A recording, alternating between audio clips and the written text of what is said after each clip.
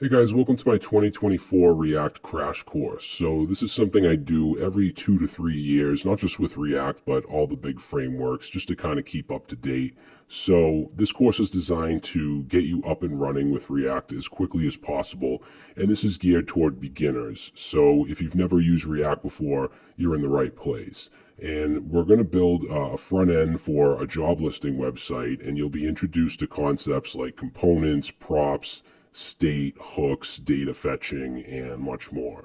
And we'll also be using the React router to create a multi-page application. Also, in the real world, you're going to be working with backend data and APIs, so we're going to use the JSON server library to create a mock REST API as our backend. Now, one thing I want to mention real quick is that React 19 is right around the corner, and it does add some new features. Many of those features are under the hood, meaning that the core concepts of React when it comes to writing the code and the fundamentals, those aren't going to change as far as what we're doing here. So the biggest change to React 19 is that they're adding a compiler which will convert React code into regular JavaScript, potentially doubling performance. So it'll work in a similar way to frameworks like Svelte. Now, we're going to be using version 18 in this video as 19 isn't released yet, but all the core concepts that we're going to talk about are the same. So it doesn't matter if you're using 18 or 19. And I did do a video on React 19 a couple weeks ago, and we used the experimental version of React to test out some of the new features. So that might be something that you want to watch after this if you're interested. All right, so we're going to take a look at some slides, and then we'll get right into learning React.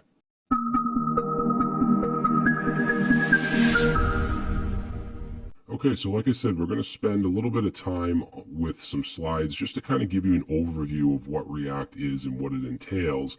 And I'm going to warn you that it may be overwhelming if this is your first introduction to the library. And that's why I like to be more hands-on and jump right in, but it can be helpful to have an overview just so you understand what React actually is and some of the terms that we'll be using. So what is React? It's a JavaScript library for building user interfaces, and it allows us to build user interfaces and front ends of websites and applications using components, which I'll talk about soon. And it was created and maintained by Facebook and a community of individual developers and companies. You probably have heard React referred to as a framework. I refer to it as a framework all the time, but it's actually a UI library to be specific. And the difference is that a framework is a complete solution. So Angular, for instance, is a full-featured framework because it includes a router, an HTTP client, a state management library, and much more. And the reason that React is often referred to as a framework is because it operates like one, and it's in direct competition with frameworks like Angular. So and in fact, it's actually the most popular out of the major front-end frameworks, which are React, Vue.js, Angular, and Svelte. And it's often used with other libraries such as React Router to create a full-featured solution. And also the ecosystem of React is huge, so it can be used for a wide variety of applications, such as single-page apps, server-side rendered applications, and static websites, which I'll talk more about those in a few minutes as well. All right, so why React? Now, back in the day, the web was very static. You would click on a link and it would take you to another page. The entire page would refresh. This was the state of the web for a long time. Then came along Ajax, and this allowed us to make requests to the server and get data without having to refresh the page. And this was kind of a game changer in terms of the user interfaces. So it allowed us to build single page applications where we can have a very dynamic user experience. But as this type of application and interface grows, it can become very hard to maintain. And this is where React and front end frameworks come in. We can build dynamic UIs in a way that's easy to maintain and scale. And if you've ever tried to build a large-scale UI with vanilla JavaScript, you know that it's quite a task, and the code gets very unorganized and messy unless you build your own framework or something like that. So React and these other frameworks make this much easier. Now, traditionally, just to talk about how it works kind of under the hood, React used something called the virtual DOM. The DOM meaning the document object model, which you should be familiar with. If you're not, I would definitely recommend learning more vanilla JavaScript first. But the virtual DOM is a lightweight copy of the actual DOM, and when the state of a component changes, the virtual DOM changes first, and then React will compare the two, the virtual DOM and the actual DOM, and it will update the parts that need to be updated. So this is traditionally how React works. That's how version 18 works that we're using now, and every version before it. However, with the upcoming version 19, React will have a compiler that, to my understanding, will replace the virtual DOM, and it'll make things faster, and it will also automate some of the tedious tasks, making React easier to work with overall. Now, most of the reasons to use React also apply to the other front-end frameworks as well. And if you ask me specifically why React over the other ones, I would probably say jobs. There's definitely a lot more React jobs than the others. Also, the ecosystem is huge when it comes to meta SSR frameworks like Next.js and Remix. You have React Native for mobile development. It's definitely the most popular. Now, I'm going to be 100% transparent with you guys. The reason that I use React and the reason that I do most of my courses and videos on React is because of its popularity. To me, Vue.js and Svelte do a lot of things in a much more straightforward way. So if you're not caring about jobs, maybe you're a freelancer or maybe you're just trying to build your own products, I would definitely look into other frameworks as well, especially Svelte and Vue, because again, I think React just overcomplicates a lot of stuff. Don't get me wrong, it's a great framework, but if we're just looking strictly at how we write our code using these frameworks, I think that Svelte and Vue are easier. With that said, that is just my opinion, so take that with a grain of salt. Also, these frameworks basically do the same thing, and once you learn one, if you learn React now and then you want to jump to Vue, it's going to be easy. It's just syntax that changes. The core of what you're actually doing is the same. You're still writing components, you're still passing props, you're still managing state. It's just different syntax. All right, so speaking of components, components are the core concept of not just React, but any front-end framework. And a component is a reusable piece of code that can be used to build elements on a page. Components can kind of be thought of as custom HTML elements. And components can be broken down into smaller ones. This is called composition. And this is a great way to build UIs because it allows you to break down complex interfaces into smaller, more manageable pieces. And this makes your code easier to maintain and scale. And components can be either classes or functions. However, classes are kind of the older way of doing things in React. Nowadays, you're not really going to see class-based components. They're all functional. We will be using functional components in this course and in any other course I do. Components can also take in props, which are basically like arguments or attributes, and they can also hold their own state or their own data. Now, state is another thing that you're going to have to wrap your head around when working in the front end. State represents the data that a component manages internally. It allows components to store and manage their own data, which can change over time, and it'll change in response to user interactions or other factors. Now, state is typically used for data that's expected to change, such as user input, fetch data from APIs, or UI-related data, like whether a modal is open or closed. And to define state in a functional component, you can use a hook, and I'll talk more about hooks in a second. You'll use the useState hook, which is a built-in React hook, and this will return an array with two elements, the current state value and the function to update that state. And we're going to get into this. I know that just hearing me say this doesn't tell you much. We will get into examples. Now, there's also something called global state, which relates to the app as a whole and not just a single component. So this would be something like the data that you fetch from your database. You probably want to share that with multiple components. So there's ways to handle this, everything from just keeping your global state in your main component and passing it down to child components, to the React Context API, which is beyond the scope of this tutorial, but it is an option within React. You can also use a third-party state management system like Redux. Okay, now we're not going to get into context or Redux, but we will look at some global state later on. Now, if you've never used React before, hooks can be really intimidating. They're also difficult to explain, so bear with me. Once we start using them, it'll be more clear. Now, React hooks are functions that enable functional components to use state and other React features without writing a class. Because like I said, React components used to be classes, and they used to have something called lifecycle methods, which were methods that ran at specific times during the component rendering process. And functional components don't have lifecycle methods because they're not a class, so hooks allow us to do the same stuff that we could do within class components, such as set state, such as perform effects like data fetching on load, things like that. And basically right now at this point in your learning, the two main hooks that you need to know are useState and useEffect. The others aren't really essential for you to know, at least right now. In fact, 3 of them are being phased out in React 19.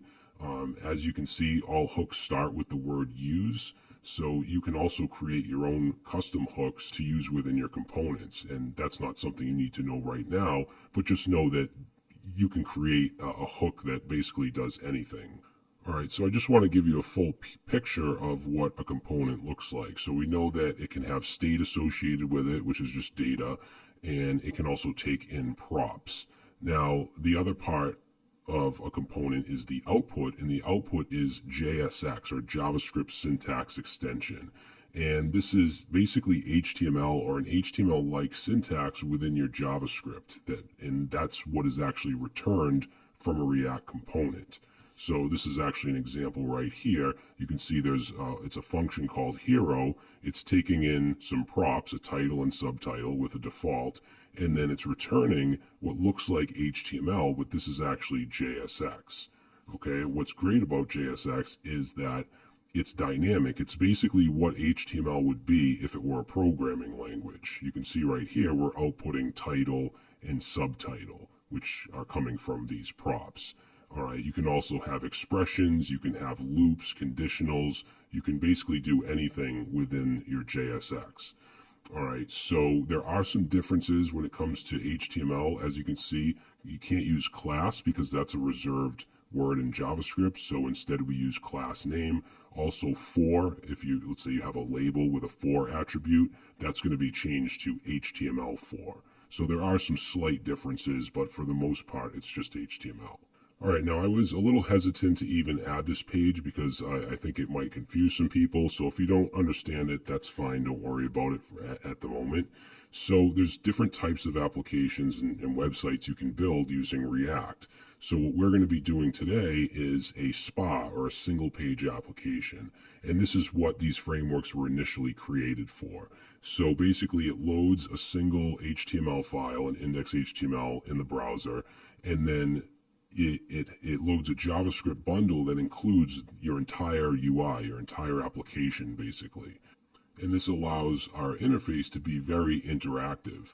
And even if you go to a specific page, like let's say you click on a link and go to /about, it's not actually loading the about page on the server. The JavaScript is loading that content for you. So SPAs are, like I said, great for really fast, dynamic interfaces, but it can have some issues when it comes to initial page load times as well as SEO, since the content comes from JavaScript. So the solution for that is to create a server-side rendered app, which you can do with a framework like Next.js or Remix. Now, these frameworks still use React. You can kind of think of it as a wrapper around React. And instead of everything being bundled in the JavaScript, the initial page load is rendered on the server. So this is good for SEO. It's also good for the initial page load time. Now, an SSR, or server-side rendered app, is a little more difficult to deploy because you do need a server. A single page app you can pretty much deploy to any type of host. SSRs, you use something like Vercel or Netlify or something like that. Now, the third option is static site generation. So a static site is where the server generates a bunch of HTML files at build time. So we have frameworks like Gatsby and Astro that can do this, and those frameworks also use React. So I know that this can get complicated because there's just so many damn frameworks, but just know that they're all using React. So what you learned today still applies whether you're using Gatsby, whether you're using Next.js, Astro. You can actually use React or Vue or Svelte components. But yeah, what you're learning today is basically the core of all this other stuff. So don't worry about learning this other stuff right now. Just know that it is available. And just know that if you're confused, that's completely normal. You should be. It's JavaScript. You're always going to be confused. And I just realized that this says React generate static HTML. That's not really accurate. It would be the meta framework like Gatsby that is generating it, not React itself. Now, there's a few ways to get started with React. We're going to be using a tool called Vite along with the React plugin, and getting set up is as easy as running this npm command. Now, Create React App was the most popular option to build a spa with React, and it's been around for a long time, but it's no longer recommended. It's a bit bloated, it's slower, and as far as I know, it's not supported anymore. So Vite is a newer solution that's faster, it has a better developer experience.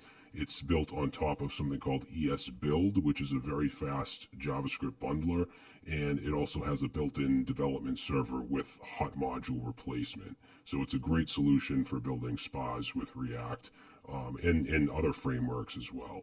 So that's it. Let's jump in and let's get our hands dirty learning React. All right, guys, so real quick, I just want to explain how my crash courses go if you're new to them. So basically, the point of this is to teach you how to get up and running with React in this case. And we want to go over all the fundamentals, but I also want to create a project and end up with something that you can have that you built by the end of it. So this is what we're going to create, this React Jobs website, and it's just a job listings front end. Now, as far as the data itself, it's going to be coming from a mock backend that we're going to create with JSON server. It's really simple. Basically, we just create a JSON file with some data, and we can then send get requests, put, post, delete, and we're going to add CRUD functionality. All right, so as far as the template here, the design, this is a Tailwind theme that I created, and in the repository, you'll have your source folder with, all your components and React stuff, and then this theme files, _theme files, is going to be just the HTML files, basically just a theme.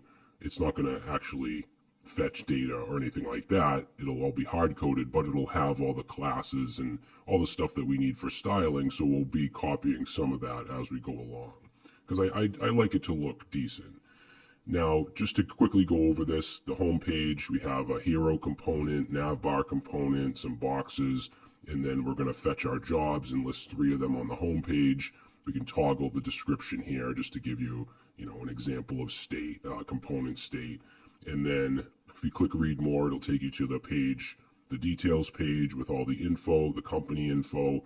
There's buttons to edit and delete the jobs. Now, we're not going to get into authentication. That's something that would be separate from this crash course. I do have videos with all different types of authentication in React, but we'll have full CRUD functionality. We have our add page here to add a job. We have our jobs page, which will show all the jobs, again, having this little toggle here. So it's a pretty simple project, but I think that it's a good one to just kind of break you into React and how everything works as far as components, props, events, things like that. All right, so yeah, that's what we'll be building. The repository link will be in the description. And as far as what you need, you're just going to have Node.js installed because we're using Vite and we're using the Node package manager to set that up. So NPM comes with Node.js, so just download that if you don't already have it. I would suggest installing the React developer tools in your browser. We'll probably use those at some point. You can see the components through your browser and see any props and state and things like that. So it's helpful. And then react.dev is the new React website, and this is where you can find all the documentation. So you might want to just use that kind of as a supplement to the crash course. All right, so we can close this stuff up here. I'm just going to keep the React Dev website open. And I do have in Sublime Text, I have the theme files. So if I need to copy something from here, to get the HTML and the classes, we'll go ahead and just grab that. So maybe just open the theme files up somewhere. All right, so we're going to start off by opening the terminal and just go to wherever you want to create your project folder. I have a folder called dev that I'm going to use. And then we're going to run npm create. Again, make sure you have Node.js installed or npm won't work. So we're going to say create Vite at latest, and then just whatever you want to call the folder. I'm going to call it React Crash 2024, but you might want to call it like React Jobs or something like that. I'm just naming it this for you guys, for the repo. And then, as you can see, you can use vanilla JavaScript, Vue, React, and other frameworks. We're going to go ahead and choose React, and you can choose to use TypeScript if you want. I'm going to go with just regular JavaScript, and that's it. That creates basically a boilerplate app for us. So we can CD into that folder that we just created.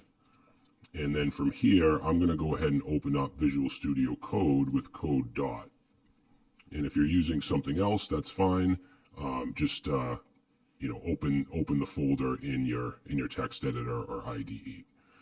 So let's just take a look at the file structure real quick. So there's a Vite config file, and this is for any configurations for your dev server.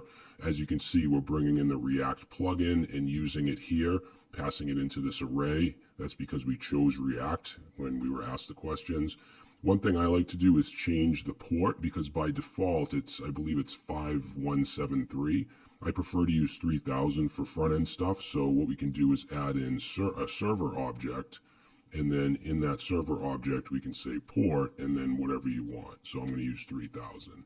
So now if I open up my terminal within VS Code, my integrated terminal, and run first of all npm install, because as you can see there's no node modules folder, so we need to install the dependencies, which are React DOM and Vite, and then we have some plugins for ESLint, as well as some types for TypeScript.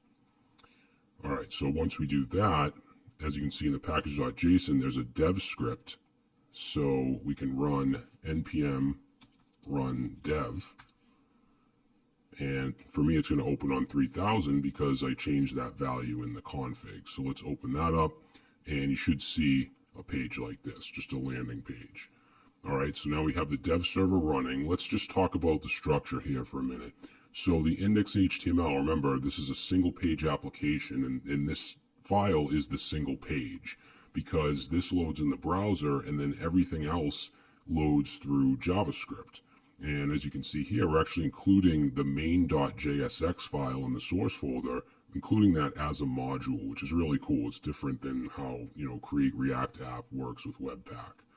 So here, I'm just going to change the title to React Jobs, and that should change as soon as I save it. You can see up here. And then the way that this works, if you're not familiar with front-end frameworks, they all pretty much do this same type of thing. We have a div, or I should say single-page applications do the same thing. There's a div, and it has an ID of root. If we go into the source folder, this is our React application, and the entry point is this main.jsx file. And in here, we're bringing in React DOM, which is the library that allows it to work with the document object model of the browser. And then on that React DOM object, we have a create root, and that gets passed in an element. And as you can see, we're selecting that root element by ID. And then we're calling this render method, and you can render whatever you want as your application. And in this case, we have this app component, which comes from this app.jsx file. Now, I could change this to anything I want. If I put an H1 here and say hello, and I save that, as you can see, that's what's rendering as my application. And it's styled because of this index.css. So I want to just clean this up a bit. I'm just going to undo that and put the app back. And then you also have this strict mode, which is a wrapper component that'll check for potential problems in your app. So it'll check for things like deprecated and unsafe lifecycle methods, legacy context API usage, things like that. So what I want to do is a little bit of cleanup. So as far as the CSS, you can see it comes with two CSS files, index.css and app.css. We're going to be using Tailwind, so we need to install that and set it up. I'm just going to keep the index CSS. So let's delete the app CSS. And the app.jsx is our main component. And basically, this is all the stuff you see right now on the home page. So what I'm going to do is completely wipe that away and just create basically an empty component. Now, components, they're functions, and you can do a regular function. So for instance, we could do function app, or you can do an arrow function, so const app, and then use an arrow. And you can type it out if you want, but I would suggest using this extension here. This it's called ES7 React Redux React Native Snippets. And this gives you easy snippets that you can use to generate components. So what I like to do is RAFCE, which is React Arrow Function Component, and then export, which will be at the bottom. So you see if I hit tab or enter, it gives me an arrow function and has the export at the bottom. Now there's other snippets like if we do RAFC, it does do an arrow function, that's what the A is, but the export is here as opposed to the bottom. And then for the regular function, I believe is RFC. So now you can see it's using the regular function syntax. So you can use any of these, but I'll be doing RAFCE. So if I save that now, we should just see app. Now I want to get rid of all the CSS.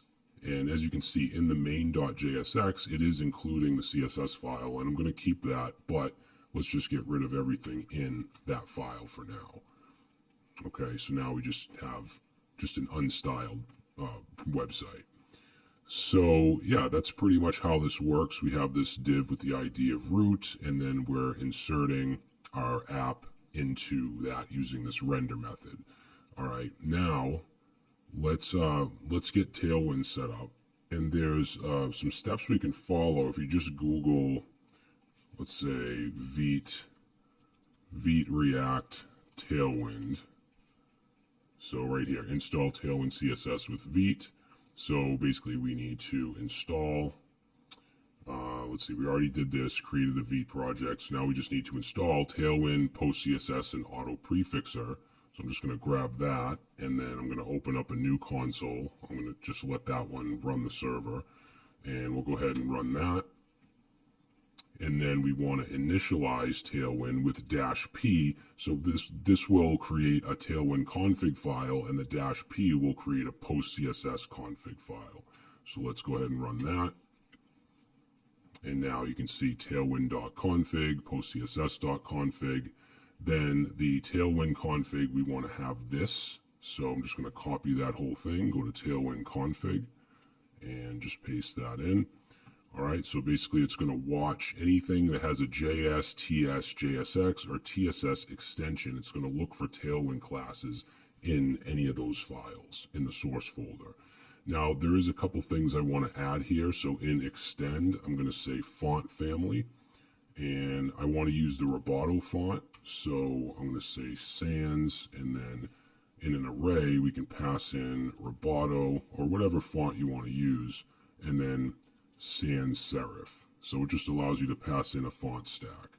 And then also I want to have a certain grid class for the details page that's 70-30. Basically, the left column will be 70, the right will be 30. So I'm going to say grid template columns, and then we're going to just pass in here a string and say 70-30, so that'll be the class. And then we want here 70% space and then 28%. We'll leave a little bit of room there. Okay, so that's going to allow us to add a class later on that we need. Now my spell check is showing these blue squiggly lines, so I'm just going to disable that extension just to get rid of those, because that could be a little confusing. Okay, so that's the Tailwind config. Now we just need to go to our index CSS and add these 3 lines, which is going to load Tailwind. So right here, index CSS, add those, save it, and then we should be all set. So if we go back to our application, should, let's see, we might have to reload. Let's just stop the server and run it again. No utility classes were detected. Oh, we don't have any Tailwind classes, but that's the only reason it's saying this. But you can see the font has changed and there's no margin or padding, so Tailwind is being included. In fact, we can go to our app component, and remember with JSX, we can't use class, we use class name. So let's say class name, and we'll do text-5XL, which is a Tailwind class. And there we go, so Tailwind is now working. So let's close that up, and we'll just put this here, close that. All right, so we're going to talk a little bit about JSX. So every React component is going to return JSX. That's what this is right here, which is an HTML-like syntax. And I'm going to give you some examples of some things you can do here because it is dynamic. But one rule that you have to remember is that you can only return a single element. Okay, you can have as much stuff in that element as you want, like inside this div, but it can only return one. So if I try to, for instance, and you can put parentheses around this as well, whoops, parentheses, and put it on multiple lines. But if I were to add a paragraph here like that, you'll see I'm already getting an error in VS Code. It says JSX expressions must have one parent element. So if I save that, that's going to give us an error, same error over here, because I'm returning a div and a paragraph. Now, if I wanted this div and this paragraph, then I could simply wrap it in a single element. So I could say div, whoops, I hate when it does this. So I could say div and then end that here, and that's absolutely fine. Okay, so just remember that it has to be wrapped in a single element. Now, you might not want an actual div here, so what you can do is use what's called a fragment, and it's just an empty HTML tag, so just like this. So if I do that, you can see that still works, but now it doesn't have a surrounding div in the actual DOM. All right, so just remember that. Now, to give you kind of a little JSX crash course, let's say we want to put a dynamic variable here. So above the return, I can just write JavaScript. So for instance, I'll create a variable called name, and this isn't part of the project, it's just to give you some examples. So we'll do name, and then I can put that value anywhere within my JSX wrapped in curly braces. So I could say hello and then curly braces name, and you see I get hello John. And it doesn't have to be just a single variable, it could be an expression. So for example, I could say const x equals 10 and const y equals 20, and then I could say let's go under that, we'll put another paragraph, and I'll say the sum of, and we'll put in x and y is, and then I could do an expression. I could say x plus y, and if I save that, I get the sum of 10 and 20 is 30. So basically you can put whatever you want in these curly braces. Now we can also use loops, and we can render something called a list. So let's add up here, let's say const names, and say, and we'll make this an array, and we'll just put some names in here. So Brad, Mary, Joe, and Sarah. So we got some names. And let's say I want to loop over these and output them in the browser. So we can create a list by, let's put this in a UL, and it doesn't have to be a UL, it could be anything. But I basically want a list item that has these names inside. So what we can do is open up some curly braces, take our names array, and then we use map, which is just the vanilla JavaScript high order array method.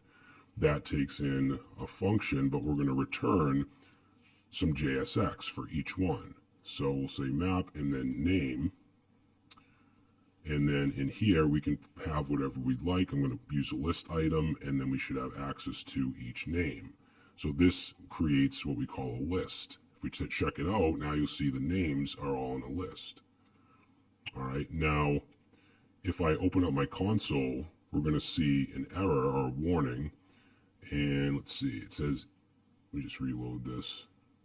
Okay, so it says each child in a list should have a unique key prop. So when you create a list, whatever this element is inside the map has to have a unique key prop. So we'll say key. Now, if we had an ID in this array, like if it was objects with IDs, we could use that. But since we don't, what we can do is get the index by passing in a second argument here.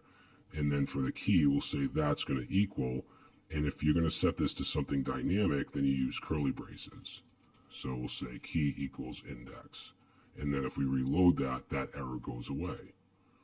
So that's a list. Now we can also use conditionals within JSX. Now I can't use like an if statement in here in curly braces. Like I can't do this if something, because it has to be basically a one-line expression. One thing you could do is you could have different returns. So let's say we have, let's say logged in, and set that to true, right? And then you might do something like if logged in. So I'm doing this above the return. So if logged in, then I could return, I don't know, we'll just say H1 and then hello member. So if I did that, then I see hello member, and none of this is going to render. But usually you're going to want to have the conditional somewhere in here. So in that case, what we could do is get rid of that. Let's go underneath the UL, and we could use a ternary. We can say if logged in, then let's show in H1, and we'll say hello member, else, then we'll say hello guest. So now if we take a look, it says hello member, and if I change logged in to false, it says hello guest. Now let's say you don't want to show hello guest, you just want to show hello member if they're logged in. So a couple things you could do. You could just put an empty string here, so now it doesn't show anything, or you could get rid of this, the colon here, and instead of using a ternary, you could just use a double ampersand. So basically this is going to return this if this is true.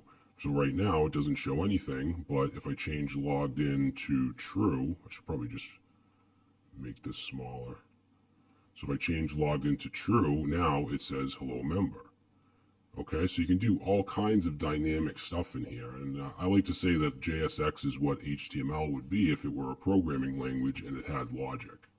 Now for styling, there's a couple ways you can do this. So obviously you can have your CSS file, and you can add class names.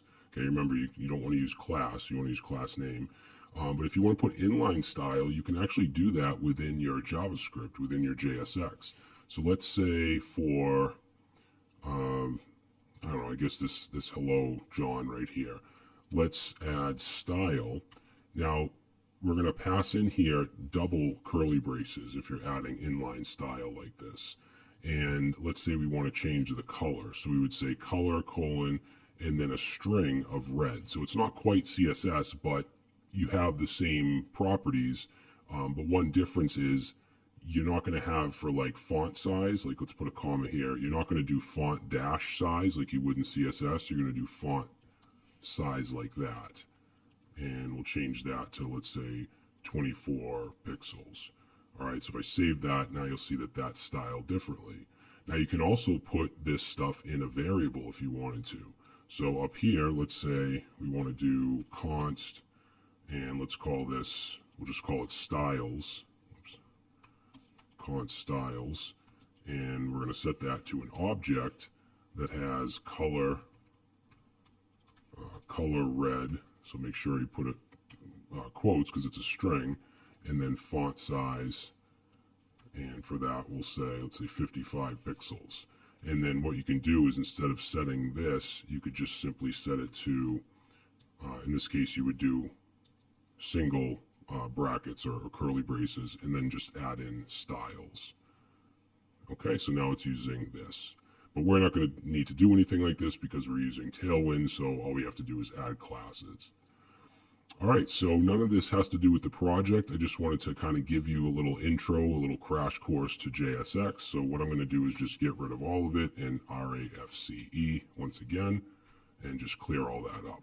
We can close this up for now. So we want to start our project, and the way that I want to do this is just start off by copying the entire home page and putting it into our app, our main app component, and then break it up into smaller components. So let's do that. I'm going to go to Sublime Text because that's where I have my theme files. And we're going to go to index.html. Okay, so just open that up. Now we don't need the head stuff. That's already in the single page, the index.html. So let's grab everything that's in the body. So from this nav, and then we want to go down to the last section. We don't want the script there. So just grab this, and then we're going to put this as the return. So let's return some parentheses and then paste all that stuff in. Now, I'm sorry, we can't do that because remember it has to be inside of a parent. So what we can do is use a fragment and then paste everything in that fragment. Now remember, we don't want to use class. It will work. Well, one thing that's not going to work is the comments here. So you either have to comment it out with JSX syntax like this, or just get rid of the comments. I'm gonna get rid of, well, I guess I'll keep them. We'll just comment these out. So yeah, you definitely want to either delete or comment them out because you're going to get an error. So job listing 3. And I just put the comments in just to kind of break everything up. Is that all of them? Let's see. This one here, developers and employers, hero. And to comment it out, I'm just highlighting and doing command / or control / logo. We don't need that comment. All right, so now if I save that, you'll see it actually does work. But if I were to open up the console, it's going to tell me invalid DOM property class. Did you mean class name? So it's telling us to change these. So what we can do is just highlight the first one, and we can do a command or control / L. That will select all of them. And then we're going to change it to class name, save it, and then that should, if we reload, that will get rid of the warning. Okay, so now we have our entire page inside of the app component, which obviously isn't what we want. We want to break everything up into components. So let's start off, we'll just go from top to bottom. We'll start with the nav bar. So that's this entire nav tag and everything in it. So what we'll do is in the source folder, we're going to create a new folder called components. And in components, I'm going to create a file called navbar.jsx. Now, a component can have a JS or a JSX extension. And if you're using TypeScript, it can be TS or TSX. I prefer JSX. So we're just going to do that, and we'll do RAFCE again, and it's going to call it navbar because that's the name of the file. That's fine. So we'll save that. Now to bring that in and use it into our main component, we're going to go up to the top here and say import navbar from /components navbar, and then we can put that anywhere in here we want. Let's just go right above the actual nav tag and say navbar, just like an HTML tag, and there it is. So now we're importing and using that component. So let's take the entire nav tag and everything in it, and let's cut that. If we save it, you can see now it's gone, and I'm going to go into the nav bar, and I want to put that as the return. So we'll put some parentheses and then paste that in, save it, and now it's back. Okay, but it's in its own component.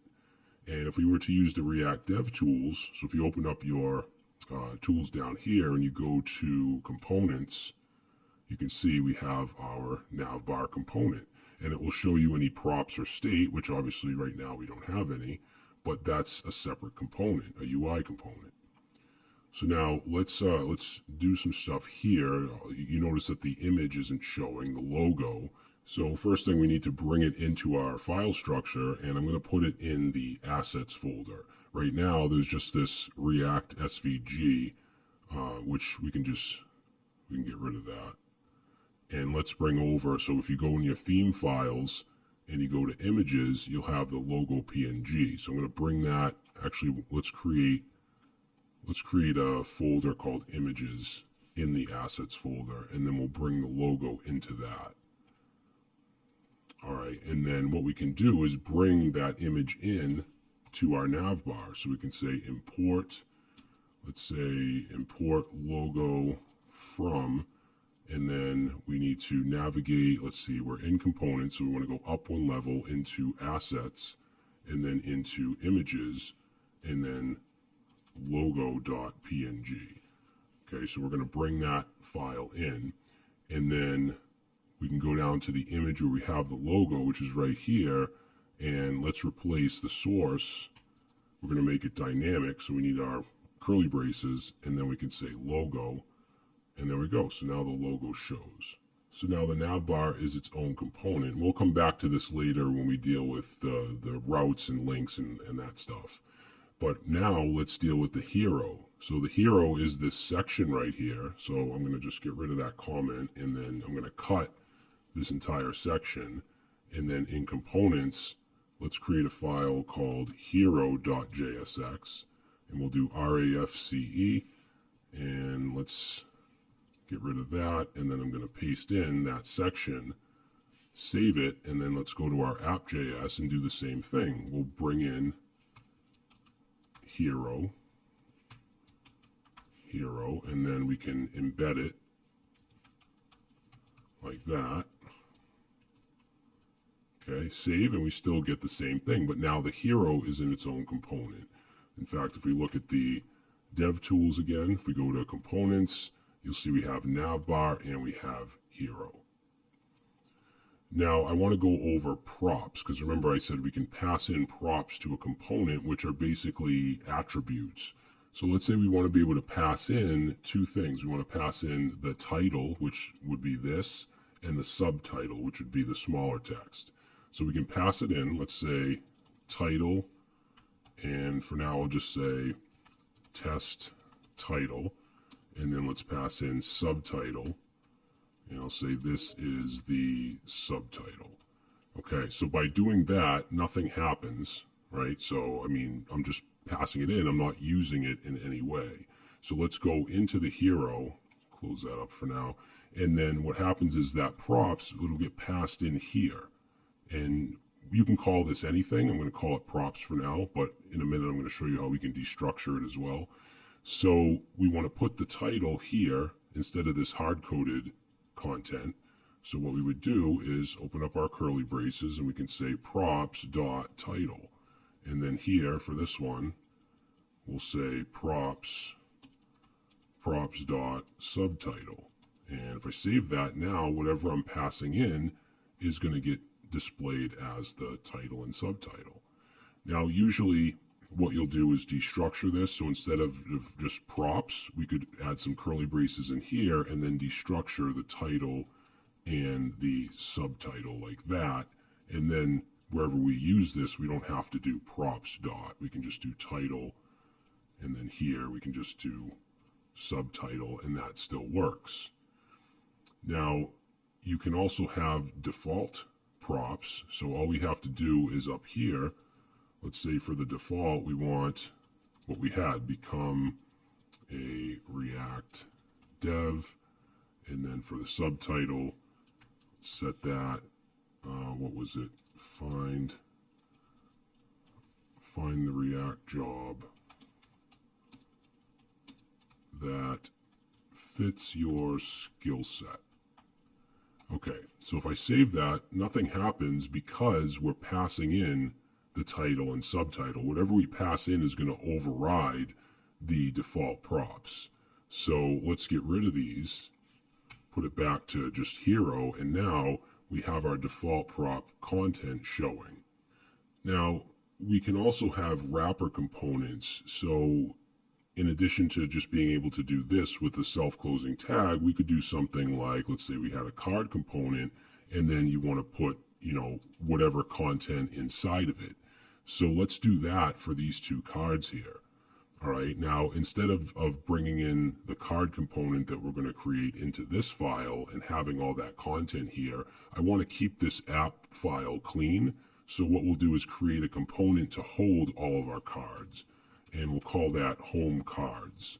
I know we didn't create this yet, but let's just embed it here and then bring it in. We'll say import home cards from, and it's going to be in components / home cards. Okay, and I know we haven't created it yet, that's why we have an error.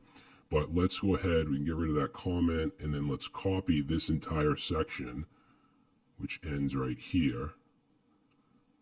Okay, so we're gonna cut that, and let's go into components, right? And in components, we're going to create a new file called homecards.jsx.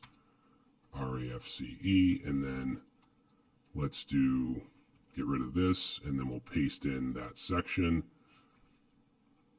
and then it should, yeah, there we go, so it's working again. So now this right here is its own component called home cards, but what I want to do is have each one of these be a card component that we can wrap the content in. So whatever content we wrap will have this background color, and I also want to pass in that background color as a prop, or pass in the class as a prop. So let's create another component called card.jsx, RAFCE. Okay, now this card component is going to take in, as a prop, it's going to take in, we're going to destructure, it's going to take in children. So children is what we use for whatever we wrap. So if we pass in like an H1 into the card component, we wrap the card, or wrap the H1 in the card, then this would be that H1. So that children, we just want to display that in the return. Now I do want to have the card styling, like the background and the shadow and all that. So let's make this a div that we return, but let's add some classes. So we'll say bg-gray-100. Let's do padding -6. Let's do rounded -LG. And let's do shadow -MD. All right, so we'll do that, and then in here is where we want to output the children, which is going to be whatever it is we wrap. So I'll save that, and now let's go into home cards, and let's import cards. Oops, cards from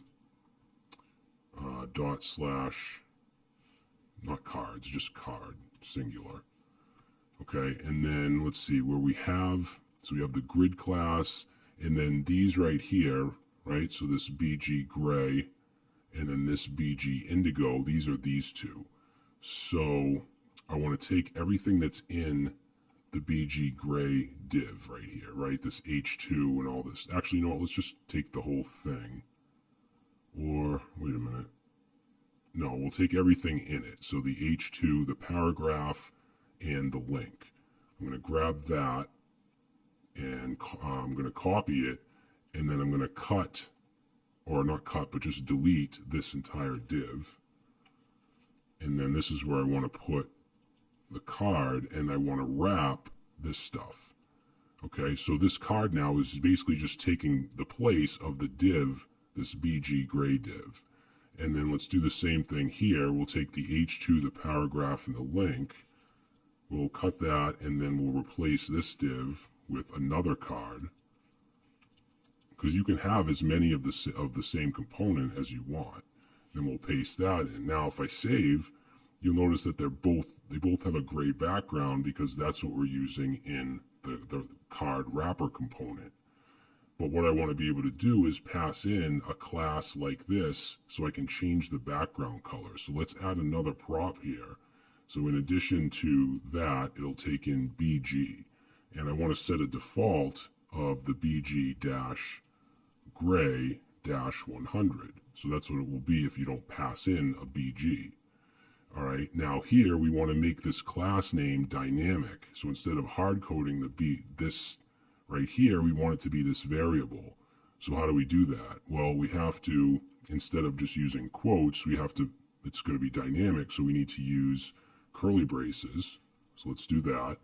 And then let's get rid of, where's my cursor? Let's get rid of this right here, BG gray. And then we're going to put some backticks in here. So here and then here. Okay, so right now it has these hard-coded classes. But since we're using a template literal now, I can put a variable in here. So I'm just going to do that and then put the BG variable here, which by default will be this, but I can also pass in a new one. So if I save that now, you'll see that it's still gray, but if I were to go to the second card here and then pass in BG and set that to, let's say, BG-indigo-100 and save, now I've changed that. So you can use props to not only change the content, but to also change the styling. So now we've come to the browse jobs, and now we want to start to work with data a little bit. Now we don't have a back end yet, so we're not going to be fetching these jobs just yet. What we'll do for now is just use a JSON file. So let's just open up so from the repository in the source folder, there's a jobs.json file. So I want you to take that and bring that over to your source folder. Now, at the moment, this is an object that has a named jobs array inside of it. And the reason for that is because with JSON Server, which we're going to use later, that's how you need to format it. But for now, what I want you to do is just have the array. So we can get rid of this, the curly brace, and then the jobs. So it just starts with the bracket. And then down at the bottom, just get rid of that curly brace. Okay, so now we just have an array of jobs, and we can bring this into the file where we need it. Now we could bring it into we can close home cards, but we could bring the data into the app component, and then we could use it here. But like I said, I want to keep this app component clean. So why don't we put the listings into its own component, and then we'll have a single listing component, which will be, this block. So in components, let's create a new file, and we'll call this JobListings.jsx, and let's do RAFCE, and then let's grab from the app this entire section under Browse Jobs. We can get rid of that comment, and then this section,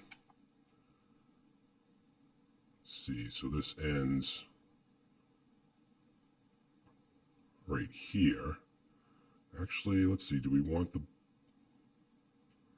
we'll put the other section with the view all button in its own component. So let's just take this one section, cut it, and then in the job listings, get rid of that, paste this in, save it. Let's go back to app. Let's import job listings, and then let's add it here. So job listings. So you can see how we're cleaning this file up. Now it's going to look the same, right? Except now this is in its own component. Now I want this data, because right now if we look at this, the data is just hard-coded in the HTML. I want it to come from that JSON file. Like I said, ultimately it's going to come from JSON Server, which is a mock backend, but for now we'll just bring in the data directly. So we can do that by just saying import jobs from, and we want to go, let's see, up one level into, and then we want jobs.json. And just to make sure that we're getting that, we can just do a quick console log of jobs. And then if we check out console, you can see we have an array of jobs. All right, now we want to show those jobs here. So what we'll do, and this right here that you're seeing, the log in my browser, this is the Console Ninja extension, not the browser, my editor. This is from the Console Ninja extension. If you want to check that out, it's pretty cool. So let's see. We want to create a list. Remember I showed you a little while ago that if you have an array, which is what this is, jobs, you can loop through it and create a list using the map method. So let's figure out where we need to do this. So we have the grid here, so why don't we, inside of the grid, create a list that will have a div like this with the BG white rounded XL around all the jobs. Okay, just like we see here. Same thing, but we'll be using the actual data from the file. So I'm going to go right above where it says job listing 1, and let's say jobs.map, and then that's going to take in a function, and we're going to return some JSX from that, and that's going to take job, and then the JSX that I want is one of these divs, one of these boxes. So this div, which ends right here, I'm going to grab that, and I'm going to cut that. Okay, we don't need that. We don't need these other listings now, so let's get rid of job listing 2 and job listing 3, which ends right here. Just make sure you get rid of the right divs. All right, so we're really cleaning this up as well. And then inside here, right, inside the function is where I want to paste in that single div. Now, if I save this, you'll see it's going to show it a bunch of times. It's showing the same data because that data is hard-coded. But it's showing, what, 10? Because that's what I have in the JSON file. So if we look here, we have, oh no, it's 6. Yeah, ID 1 through 6. So it's showing me 6 boxes, but it's all the same data. So all we have to do now is replace the hard-coded data with the data from each job, which we're getting right here. So for where it says full-time, let's change that to job dot and then type. So now those should be a little different. Full-time, this one says part-time. Okay, so for the title, this right here, the hard-coded title, let's get rid of that, and let's say job.title. Now, all the titles are different. Then we have the description. Let's get rid of that and say job.description. Okay, now those are different. Then we have the salary, so this right here. Let me see, how are those salaries formatted? Do they have... Okay, so it's just the whatever K to whatever K. So the /year we'll leave there, but we'll replace this with job.salary. That should be a big K. Let me just fix this. All right. So let's see, what else do we have here? The location. And by the way, you see we do have the font awesome I tag here. We're not using the font awesome CDN, so it's not showing up, the little map marker. But I'm going to show you an extension that we can use called React Icons, where you can basically bring in your font awesome icons as a component. But we'll do that in a minute. Let's change this to job.location. And now you can see that the locations are different. And then finally, the link here is going to job.html, which obviously is incorrect. Ultimately, we want to be able to go to our website / and then jobs and then / whatever that job ID is. So let's change this to template literal. So we'll put in some backticks. And we'll say /job/ and then we want the ID, so job.id, like that. Okay, so if I click it, it's going to go to job/2 in this case, which doesn't exist yet, but that's fine. Now, another thing I'd like to do is to make this an actual component, because right now in our job listings, yes, we have a list, but we're just outputting a bunch of HTML. Let's make this into a single component that we can then show for every job. So in components, let's create a new file called JobListing singular.jsx, RAFCE, and then that's going to take in as a prop, we'll destructure, and that's going to take in a job. And then what we can do is in the job listings, within the map, this div, we're going to grab that, ends right here, we're going to cut it, and then here we want to paste that in, And basically it's going to get passed in that job prop, and then we'll use it in all these different areas. So now in job listings, we can simply import job listing, singular, and then what we want to render for each job is going to be job listing, and it's going to get passed in a job prop. Okay, now remember, when you have a list, it also has to have a key, or you're going to get that error. So let's say key equals, and I'm going to set that to the job's ID, because that's going to be unique. Remember, it has to be a unique value. So if I save and reload, you can see that it's working. Okay, and if we look at the dev tools here, if we go to components, you can see our tree of components. Navbar Hero. In the home cards, we have 2 card components. In job listings, we have 6 job listing components. All right, and if we look at that, you'll see over here the props, which is all the job data. So you can see how this UI is nice and organized now, right? Everything is in UI components, and it's easy to manage. So if you were using just vanilla JavaScript, you would have this giant monolithic file where you're just selecting all these elements using whatever query selector, and then you'd have to just create all these different functions, and it gets very messy. But with React, or not just React, but any front-end framework, you have everything nice and neat for your UI. Okay, and it might seem like more work at first, but as your application scales, you'll learn to appreciate it. All right, so on the home page, I actually don't want to show all of these. I only want to show 3. But I also want to use the same job listings component when we get to the jobs page. So I'm trying to think of how I want to do it right now. I think right now, let's just go to job listings, and what we can do is, let's see, instead of just using jobs directly down here and looping through, let's do this. Let's say const recent jobs, and let's set that to the jobs array, and then we're going to use slice, and we'll say we want to get from 0 to 3. So we only want the first 3, and then we'll replace this with recent jobs. So now it's only going to loop over those 3. Save that, and there we go.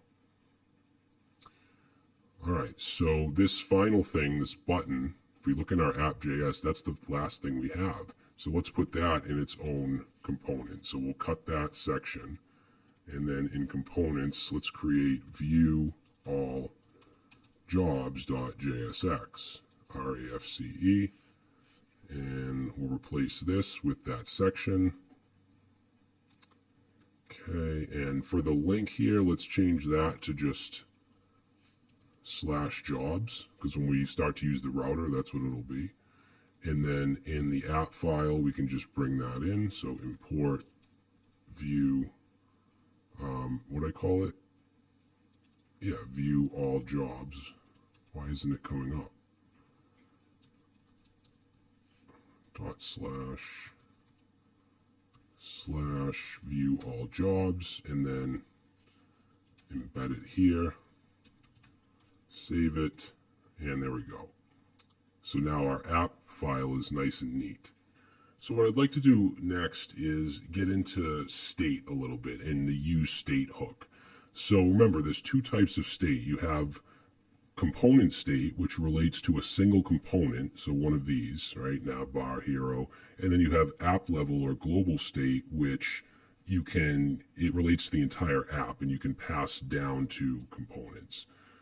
So what I want to look at now is component state, and I want to go into the job listing component, so this right here, and basically I want to be able to toggle this description from being short, where it ends around here, and then we can have a button that says show more that we click, and it'll show the rest. So basically we'll have a piece of state called show full description. Okay, and we can change that based on if we click that button. So let's come up here, and if you're going to add state, you need to use the useState hook. So we're going to import useState, and that's going to be from React. Okay, now the way this works, as I briefly showed you in the slides, we're going to come above the return, the output, and we're going to have some brackets here, and we want to set that to useState. Okay, now this is going to pertain to the show full description, and it's going to be a true or false value. And in here, you want to put whatever you want as the default. So I'm going to say false. I don't want it to show false. I don't want it to show by default. And then in here, we have two things. The name of the state itself, which I'm going to call show full description. And then the second is going to be the name of the function that we call to change that state. And it's going to be whatever this is with just set in front of it. So in this case, it would be set show full description in camel case. All right, so now let's get the description. So I'm going to go right above the return here, and I'm going to say let description, and I'm going to set that to the job.description. That's, the job that's being passed in for each one of these. And then if, let's say we'll say if not show full description, then let's basically just cut off some of it. So we'll take that description and we'll set it equal to whatever that description is, except I'm going to use the substring method to cut it a little bit. So we'll say 0 to 90. And then I want to add on to it an ellipses, the 3 dots. So I'm going to concatenate 3 dots onto it. And then what we can do is just replace job.description with that description variable. So now if I save that, you can see that they all got shorter and they have the little ellipses on the end. All right, so just to kind of reiterate, I haven't done anything with this state yet. All we've done is take the job description, and if the value of show full description is false, which it is by default, then it's going to cut off. Okay, it's going to cut off after 90 characters and add the ellipses. So now we want to have a little button that we can click, and this is going to get us into events as well, but we want to be able to click that and show the full description. So we can call this to change that. And so let's go down here and let's add that button. So I'm going to put it, we're going to go right under the description, which is right here. Okay, and then we're going to add a button, and I'm going to add some classes to this. Let's do text-indigo, text-indigo 500, and let's do margin bottom 5. And then I'm also going to add in on hover, then we want text-indigo-600. And then in the button text, so this is going to depend on the state, okay? So this is where we show something different based on the state. Well, we've already done that with, cutting it off short. But I'm going to have a conditional in here, ternary, and I'm going to say if show full description is true, then I want this text to say less, else then I want it to say more. Okay, so if we save that, check it out. So it says more because set show full description is false. If I make it true by default, it's going to show all the text, and then this is going to say less. So you can see just the value of that state changes my component. So I'm going to put it back to false, and then let's make an event. So when we click that, we then set that state to just the opposite. If it's true, it'll be set to false. If it's false, it'll be set to true. So to do that, let's go to the button, and let's add, just put it right here. We're going to say on click. So when you want to add an event, it's going to be on click. You have on submit, and it's going to be camel case like this, not like vanilla JavaScript where it's all lowercase. So on click, what do we want to do? We want to basically just call that set show full description. Now you don't want to just do set full description here, because that'll actually call it without even clicking on it. You want to run a function and then call set show full description. Now, you could do this. You could say just set it to not whatever set full description is, okay? Because when you call one of these methods, whether it's set show full description or set, I don't know, set anything, whatever you have for your state, it can take in a couple different things. It can take in a straight value. So in this case, we're just setting it to the opposite, or it can take in a function. So if you pass a function in, you actually get here whatever the previous state is. And you can call this whatever, prev state. And what we want to do is then set it to the opposite of whatever the prev state is. So if it's true, set it to false. If it's false, set it to true. Because you can do it the way I just showed you, just passing in the not set full description, but you can run into some issues. So this is a better way of doing it. Passing in the function, getting the previous state, and then setting it to whatever the opposite of that previous state. So we'll save that, and then let's come over here, let's click more, and now we see the whole thing. And of course, it's only the component that we click that we're talking about. Okay, these ones stay the same. If I click less, then it'll show less. All right, so this is, I know we don't have a lot of this type of stuff in this project, but that's the beauty of using a front-end framework, is the ability to add this kind of dynamic stuff. Okay, and you can picture it using this for like a modal. You have the open and close state. If you have a menu, a hamburger menu, you have maybe menu, you could have menu open, like right here, you could have menu open and set menu open or something like that. So hopefully this gives you just kind of a good picture of what component state is and what you can do with it. Now we're close to our homepage being done. So let's take care of the icon, because right now we have that in our job listing component. We have that I tag, which isn't showing anything because we don't have the Font Awesome CDN. But I don't want to use the CDN. I want to use a separate package for that. So this will kind of give you a little bit of experience in using additional packages. So I'm going to go to my terminal here, the one that's not running the server, and we're going to say npm install react-icons.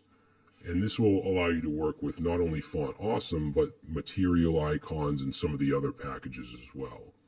So now that we have that installed, we can go to any component we want. So in job listing, let's import, and we can get from React icons, but since we're using Font Awesome, it's going to be /FA. And then there's a bunch of basically all the Font Awesome icons that are available here, and they all start with FA. And you can see here, there's just tons of icons. So the one that I want is called Map Marker. This one right here. And then what we can do is go down to where that I tag is. Now I still want, actually I'll just re-add the classes, but let's replace this I tag with FA Map Marker, which is a component. So basically the icon itself is a component. And I'm just going to add some classes to this. I want it to be inline, side by side with the location, text LG, and then a little margin bottom.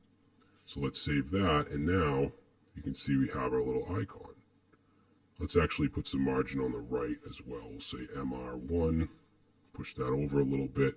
So now anywhere you want icons, you can bring it in from React Icons. So I think now we're to the point where we want to start to add additional pages, right? We want the jobs page, the add job page. So we can't do that with just React.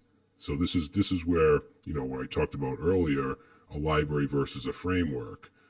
Being a library, it doesn't have a way to add separate pages. So we're going to use React Router, which is basically the official router for React, but it is a separate package. So we need to install it. So let's go to the terminal again, and we're going to npm install, and the name of this package is React Router-DOM. Okay, make sure you add the -DOM. So we're going to install that. And the way that you set this up has changed a lot over time. In fact, there's been at least 2 times where I've created a React course, and then not too long later, they changed it up on how to use this. And it can be a little, the boilerplate can be a little overwhelming for beginners, so just bear with me. So we're going to put all the routing stuff in the main app file, so in the app JSX. And React Router it's actually a pretty big package. It's built, the Remix framework, which is a server-side rendering framework for React, it's built on top of React Router. So there's a lot that you can do. We're going to get into some stuff like data loaders that React Router offers. We're going to do that later on. So just be aware that there's a lot to it, and it can be a little overwhelming. But I'm going to show you exactly how to create routes, and so you can have multiple pages. So let's import a few things from React Router DOM. Again, make sure you use the -DOM at the end. So we're going to bring in the route component. We're going to bring in create browser router, create, it's called create routes from elements, and also the router provider. Okay, so we want to bring in those things. Now, the way that this will work is above the return in the main app component, we're going to create a variable called router. And we're going to set that to create browser router, which does just that. It'll create our router. And inside that, we're going to then use create routes from elements. And inside that is where we can use our route component. So we're going to put in route, and then you can put in a path here, but this is going to be for the home page. So we can actually just put in index, and then you can have an element represent that route. So for now, I'm just going to put in H1, because you can do anything just to show you. We'll just say my app. Okay, now this isn't going to do anything just yet because we haven't implemented the provider. Okay, the provider is what provides the router, and that's going to go down here. So we're actually going to change this up and not embed these components in here, because we're going to have separate pages. So we can actually get rid of all this, and all we're going to return is going to be the router provider. So we're going to say router provider. And don't worry, we're still going to use those components. They're just going to be used in a different way. So let's say router provider, and then that'll take in the router that we just created above. So if I save that now, you can see we have my app, and that pertains to the home page route. Now, if I were to set this, let's say path equals /about, right? And then I go to /about, then that's going to show that element. Okay, so this does exactly what it says. It creates a route with a path, and it creates that from an element, which in this case is H1. Now I want to show a page for my index. Let's put that back to index. So what I do is create a separate folder, because your pages are components. They're still React components, but I don't want to put them in the same folder as my regular UI components. So let's create a folder called pages. You might see it called screens sometimes, but we're going to call it pages. And then we're going to create a homepage.jsx file. And just like a regular React component, we'll do RAFCE. And on the home page, we want to bring in, actually, let's just save this for now and go back to app.jsx. And we no longer need to bring this stuff in here because we're not using it in our main app file. So we can get rid of that, but we do want to bring in our pages that we're going to use. So we'll bring in home page, make sure it's from pages and not components. And then here, we're going to render the home page. Okay, so now if I save that and we go, about doesn't exist, and I'll show you how we can create a custom 404 page as well. But if we go to the home page, then we see the text home page. Okay, now in the home page, this is where I want to bring in not the navbar, because the navbar I want to show on all pages, and we don't want to have to bring it into every single page. So we're going to create something called a layout, But let's say the hero component, for example, that I only want on the home page. So that I would import, let's say import hero from, and then let's see, we're going to go up one level into components, and then hero, and then we'll make this a fragment, and then we'll put our hero component, save that, and now the hero component shows. All right, now, like I said, for the navbar and things like footers, that's stuff you want to show on every page. So this is where layouts come in. So we're going to create another folder in the source folder called layouts. And you can have multiple layouts. This particular project will only have one, but you can have multiple. But let's call this main layout.jsx. And again, this will be a React component.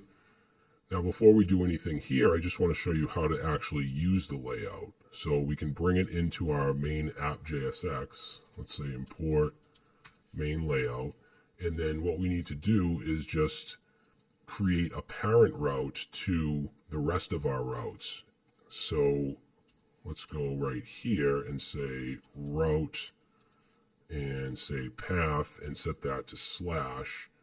And then the element is going to be set to the main layout. Okay, and then we're going to surround this. This parenthesis should be here, and then we're going to move that in here. Okay, so basically, if I save that, you'll see main layout. So now this is being applied. We don't see the home page anymore, and I'll show you how we can get that back in a second. But basically, any routes we put in here are then going to use this layout. So in the main layout, whatever route you're on, that content, that page is going to come through the outlet. So we're going to import outlet from React Router DOM. And then down here, let's make that just a fragment and then get rid of the text. And we want to output here. We want to say outlet. Okay, it's an actual component. Now, if I save that, we're seeing the hero again because we're on the home page. Right? We have no other routes, so if I were to go to /about, we're just going to see this 404. Okay, but let's reload that. It was just cached. But now we're seeing whatever the content of the page we're on. Now I want the navbar to show on every page, so here we're going to bring in the navbar. Let's say navbar, that's going to be from / components navbar, and then let's put that above the outlet. So, and there we go. So now any page we're on is going to have the navbar. And of course, this is much better than doing, the vanilla way of having separate HTML pages where you have your separate header or your separate navbar code HTML on every page. So now that we've done that, let's see, the next thing, let's finish up the home page. Basically, we're just going to bring in the rest of our components that we had on in the main app file. So what else? We have the hero, we have the home cards. So I'm going to bring that in from components / home cards, and we'll put that right here. Okay, so now those are showing there. What else do we need? The job listings. Import job listings, plural, / components, job listings. Put that here. So instead of just putting the stuff in the main app component, we're putting it in the home page. Okay, then the last thing I think was the view all. So view all listings? View all jobs.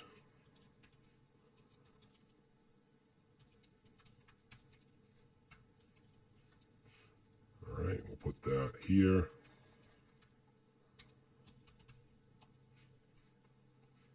And there we go. So we have this, which goes to /jobs, which doesn't exist yet. So let's do that next. Let's create the jobs page and the jobs route. So that's kind of the workflow from now on, is you create a new page and then you go to the app file and add the route. So let's create a file in Pages called jobspage.jsx.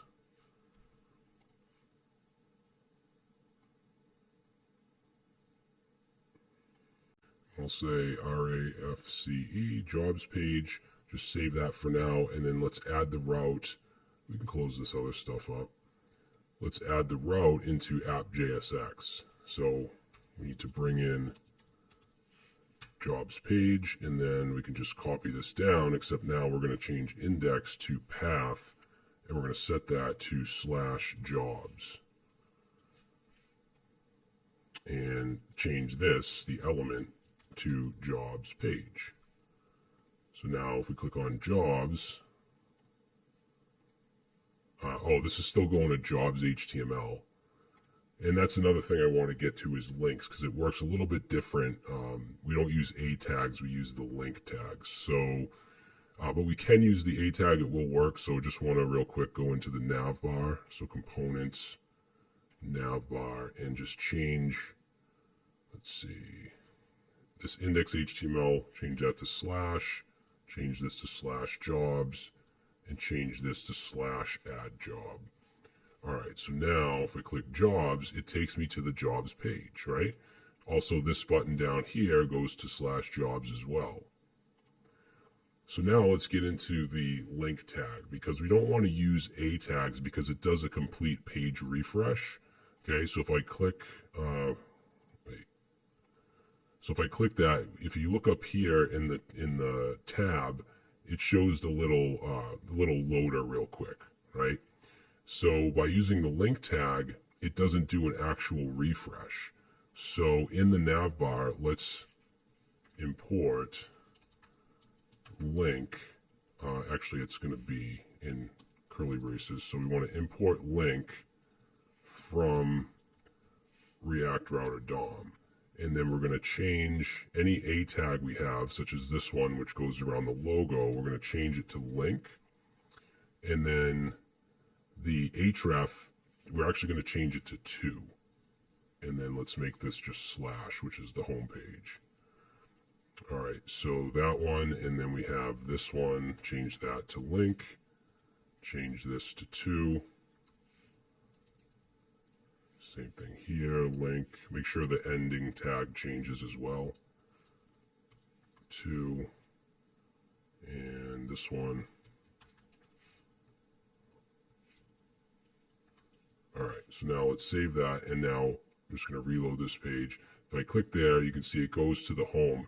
And as I link and change pages, you see there's no refresh loader thing in the title. It's very fast, right? Because it's all on the client. And we want to change the link down here and the links for all these buttons to use the link tag. So let's go to, let's see what's next. We'll go to the, where is it? Home cards. Yeah, this home cards.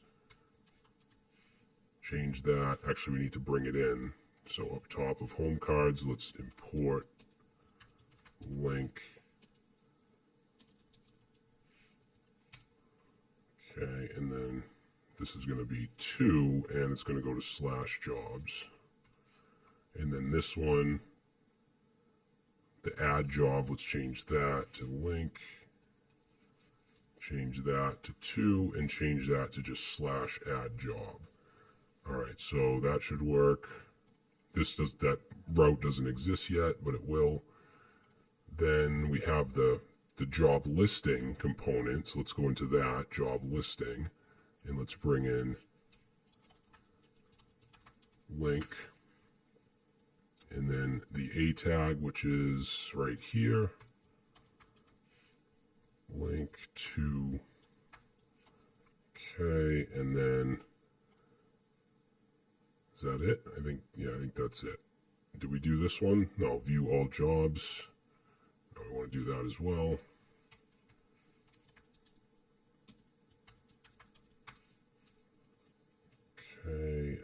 change this and this. All right, cool. Now, a couple things I want to do before we get to the jobs page. So one thing, I want to have a custom 404 because obviously this doesn't look very good. So what we'll do is go into the theme files, and I believe I have not found. Yeah, right here, not found. So all we want here is this section.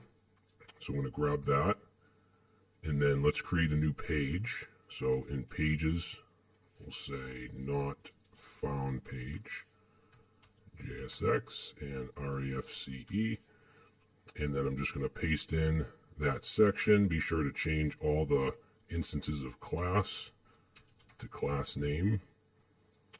And let's see, we're going to bring in link into this file as well. So let's import link and then change this A tag to link and change the href to 2 and change this to just slash.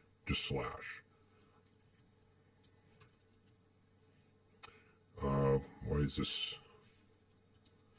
All right, there we go. So now let's go to, actually, do we have an icon? Yeah, we do have an icon here. So I'm also going to bring in FA exclamation triangle from React Icons. And then let's replace this I tag right here. I'm just going to copy these classes. Yeah, and then we'll get rid of the I tag.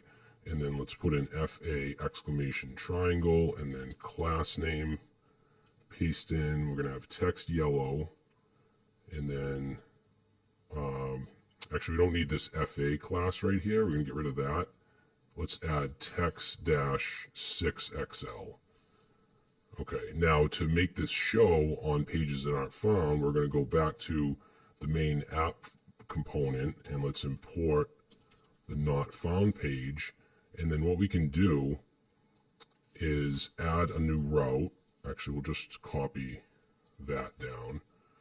And we're going to set this to the not found page. And for the path, we're just going to put in an asterisk. So this should be like a catch-all. So home should work, jobs works. If I go to add job, we get 404 not found. Okay, so any page that's not found, you're going to get that, which looks a lot better. Now, the next thing I want to do is the active link. So right now, you can see if I go to jobs, the home is still active. So if we open up the Navbar right here, you'll see that the home link has a class of BG black. So basically, we want to show that BG black on whatever the active page is. Now we can do that by bringing in something called NavLink instead of link, which works. It works in a very similar way, except it adds a class to the active link. And we can change all the instances of link to NavLink, and it'll work the same way. So right here, here, here, and then here. All right, so if we do that, then this should still work the same way. So what we're going to do is go to the home link, which is right here, and for the class name, let's just delete all this for now and put some curly braces in here.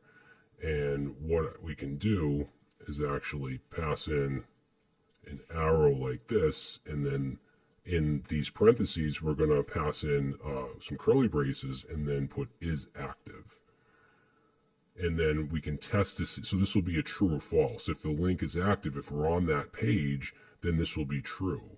So then for the class name, we'll have a ternary and we'll say if is active. So if this link or this page is active, then show a class, else should have another class. And I'm going to just copy all these right here, and I'm going to put that in the first one, but I'm also going to add in here BG-black. Okay, and then for the else, this one, I'm just going to put it in without the BG black. So now if I save that, so you can see it has a black background, if I go to jobs, it doesn't. And we want to do that for all of these. So what we can do is just copy the first NavLink. Actually, you know, a cleaner way to do this would be to put this in a function up here and then just add it. Yeah, why don't we do that? That makes more sense. So let's grab the function. So the parentheses and then the arrow. So basically to this, and let's cut it so that all you have now, is just the curly braces. And then we'll go up here and we want to go within the component, and let's say const, we'll call this link class, and then set that and then paste that in. Okay, so now what we can do is just simply add, for class name, we can just add link class, and we can do that for all of these. So we'll take that, do it for that one and for this one. And now if I go to jobs, now that's highlighted. Okay, add job, I mean, it still does the active link, but it doesn't exist. So you can see we can make this, you know, dynamic just by using NavLink. So let's do the jobs page, which is going to be really easy because I want to reuse the JobListings component.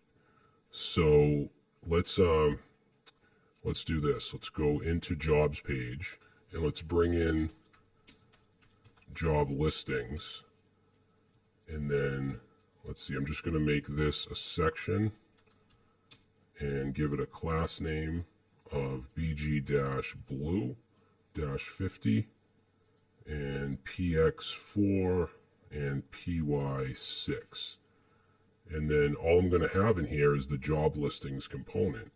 So let's add that. Okay, so the issue here is that we're only seeing 3 and we want to show all of the listings. So let's do this. Let's pass in a prop into JobListings destructure, and it'll be called isHome, and we'll set it to false by default. And then let's change this variable. Let's because instead of recent jobs, we'll call it job listings. And then we're going to say if is home, then we want to set that to job slice just like we have it. Else, then we want to set it to just jobs, which is coming from the file, which is going to be all of the jobs. And then down here, instead of creating a list with recent jobs, we'll create it with job listings. So now if I save that, you'll see now it shows all 6.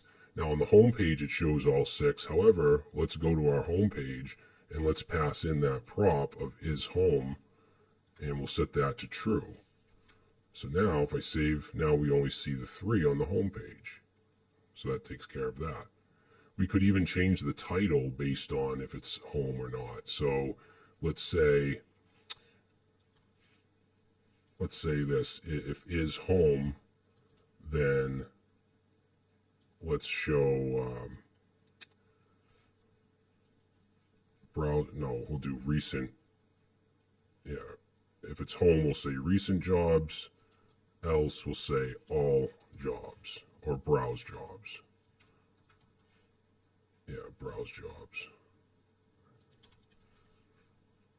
So browse jobs, recent jobs.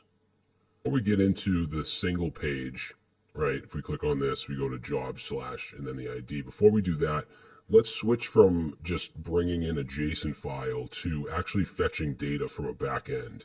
And to do this, we're going to use something called JSON Server, which is a fantastic library that basically lets you create a mock API. And you can send get, post, put, patch, delete requests. So you can create CRUD functionality. It can be any resource you want, because all you have to do is create a JSON file, which we already have, and you can put any type of resource you want in it. So we can use our existing JSON file. We just have to basically put back what we changed, which was make it an object that has a named jobs array. And then we can install JSON server, and then we can simply run it like this. So we can create an npm script to run the server, which will run on a separate port than our front-end React app.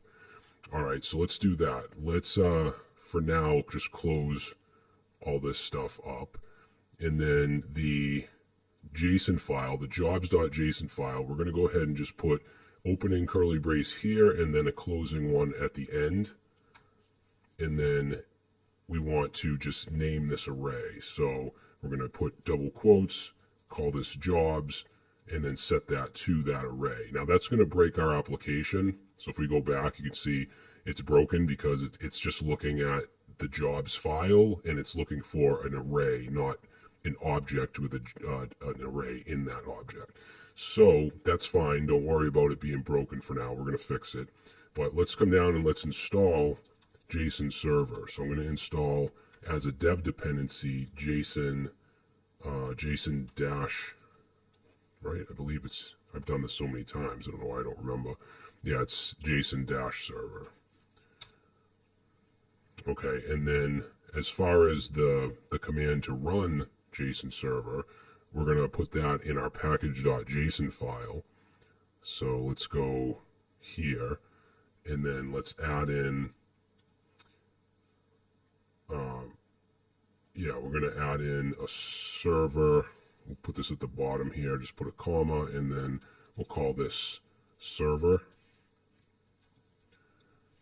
And what we want to run here is going to be JSON dash server, and we want to dash watch in the source folder the jobs.json file, and then dash port.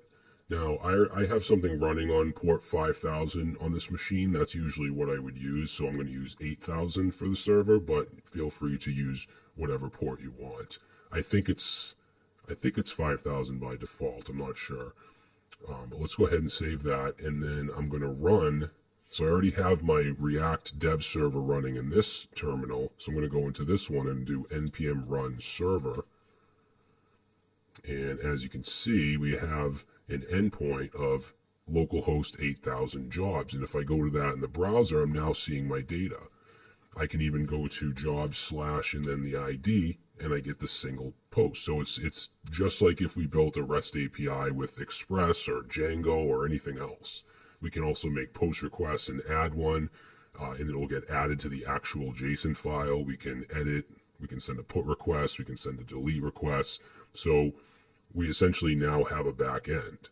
All right, so where I want to fetch this data is going to be from the JobListings component, because that's the only place in this application where we need the jobs, because we're using this component on both the, we can't see it now, but we're using it on the home page and on the jobs page. So let's change this up a little bit. We're no longer going to just bring in the jobs file. We're going to make a request, and we're going to do that inside of a useEffect hook, because what the useEffect hook does is it allows our components to have side effects, and we want a side effect of fetching data when the component renders.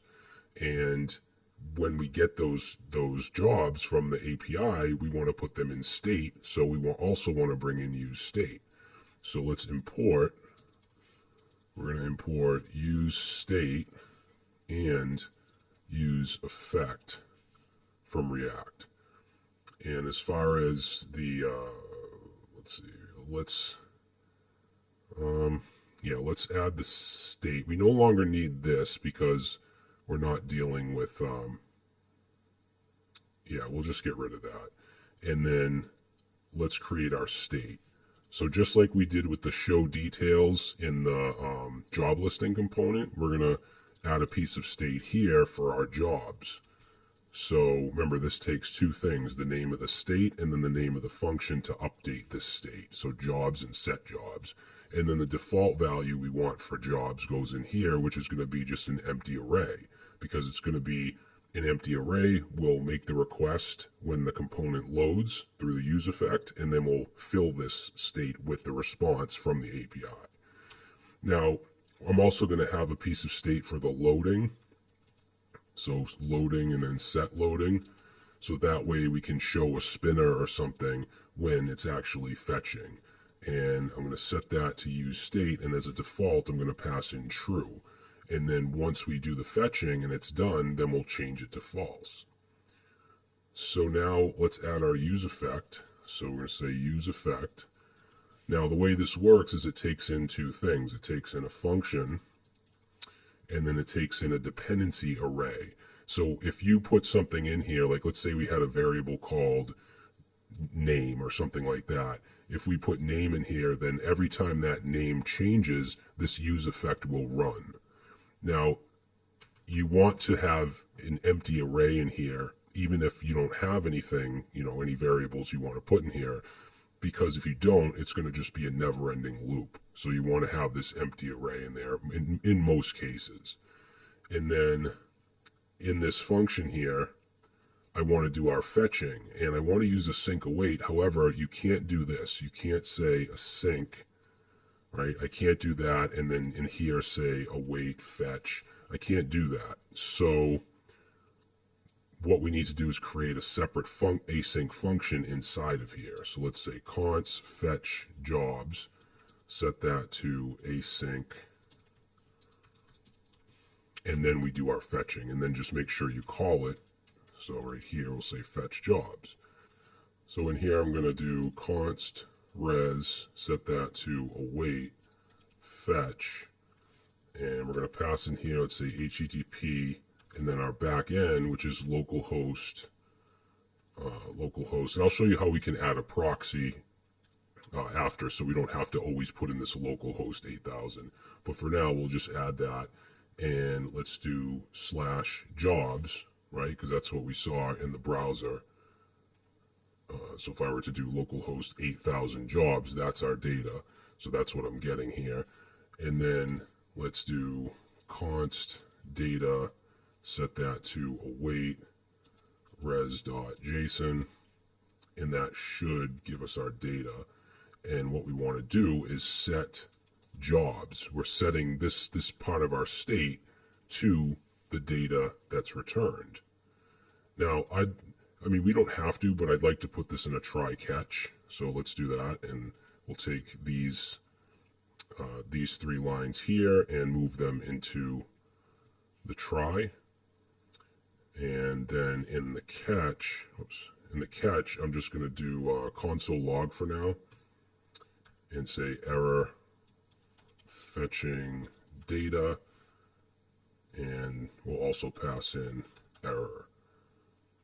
Now, we want to set loading to false, whether it's successful or not. So I could put set loading false here and in here, but since we have a try catch, we can just add a finally, because whatever we put in here will run either way, whether it fails or not. So that's where we want to put our set loading and set that to false. All right, and then, yeah, so that should work, and it's going to put it into the jobs, and then down here, let's change job listings back to jobs. So we'll save that, and then let's go, let's see, home, and now you can see we have 6 again, which is fine. We'll handle that. If we go to the jobs page, there we go. So these are coming from our API now. We're not just bringing in the file and using the data. We're fetching from the back end and putting it into the job state. Now let's use this loading value and come down here where we're creating the list with the map. I'm going to go right above that, and let's say if loading, then we'll show, for now we'll just put an H2 and we'll say loading, but ultimately I want to show a spinner. And then else, then let's show, we'll just have a fragment, and then I'm going to put this right here, this job list, into that fragment. What did I do here? Loading. I'm sorry, that should be a question mark. There we go. So now, when I reload, you can see it flashes loading on the screen real quick. So that's when we're actually fetching the data. Now I want to use a spinner, so there's a package we can use called React Spinners that allows us to easily show a spinner. You could just throw an image in there, but I'm just going to use this. So I'm going to open a new terminal because both of these are running. Whoops, both of these are running the back end and the front end. So let's say npm install react-spinners. And let me just show you this real quick.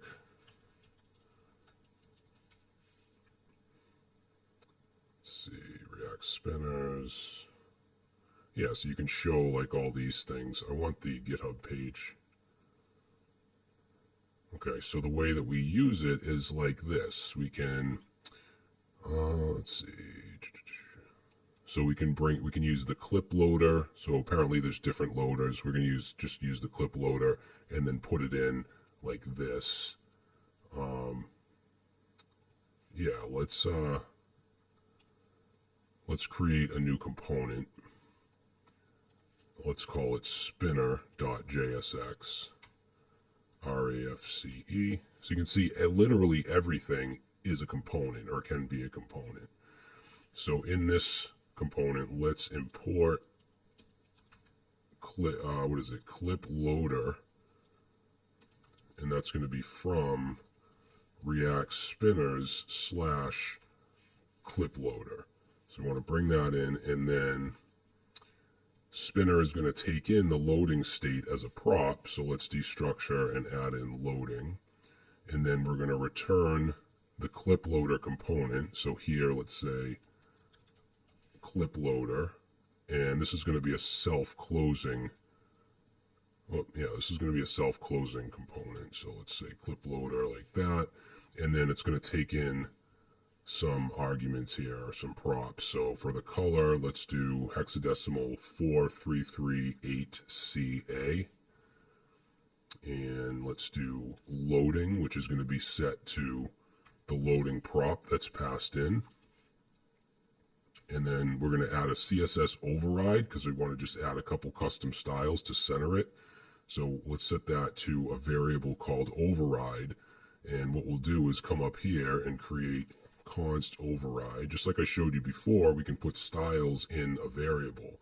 So all I want to do is add a display of block, put a comma here, and then a margin, let's say, we'll do 100 pixels top and bottom and auto left and right, so that'll put it in the middle.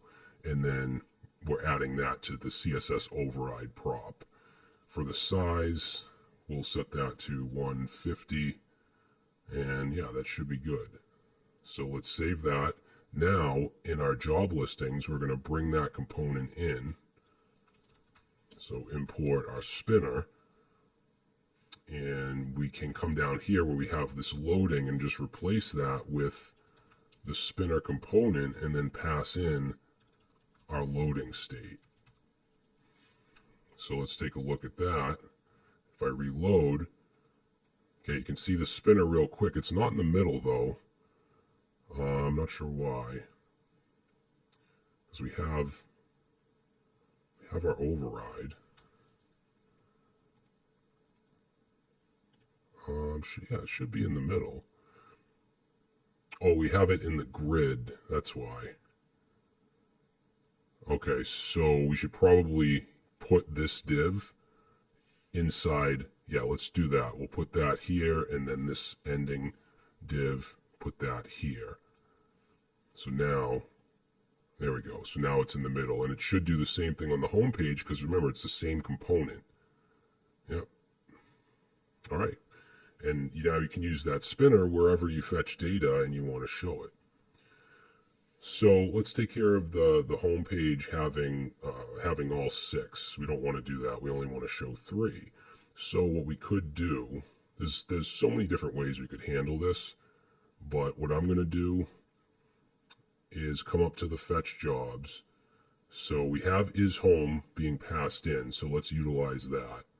So in the fetch jobs, let's do const AP, and let me just show you that you can add on to this with JSON server. This is another cool feature.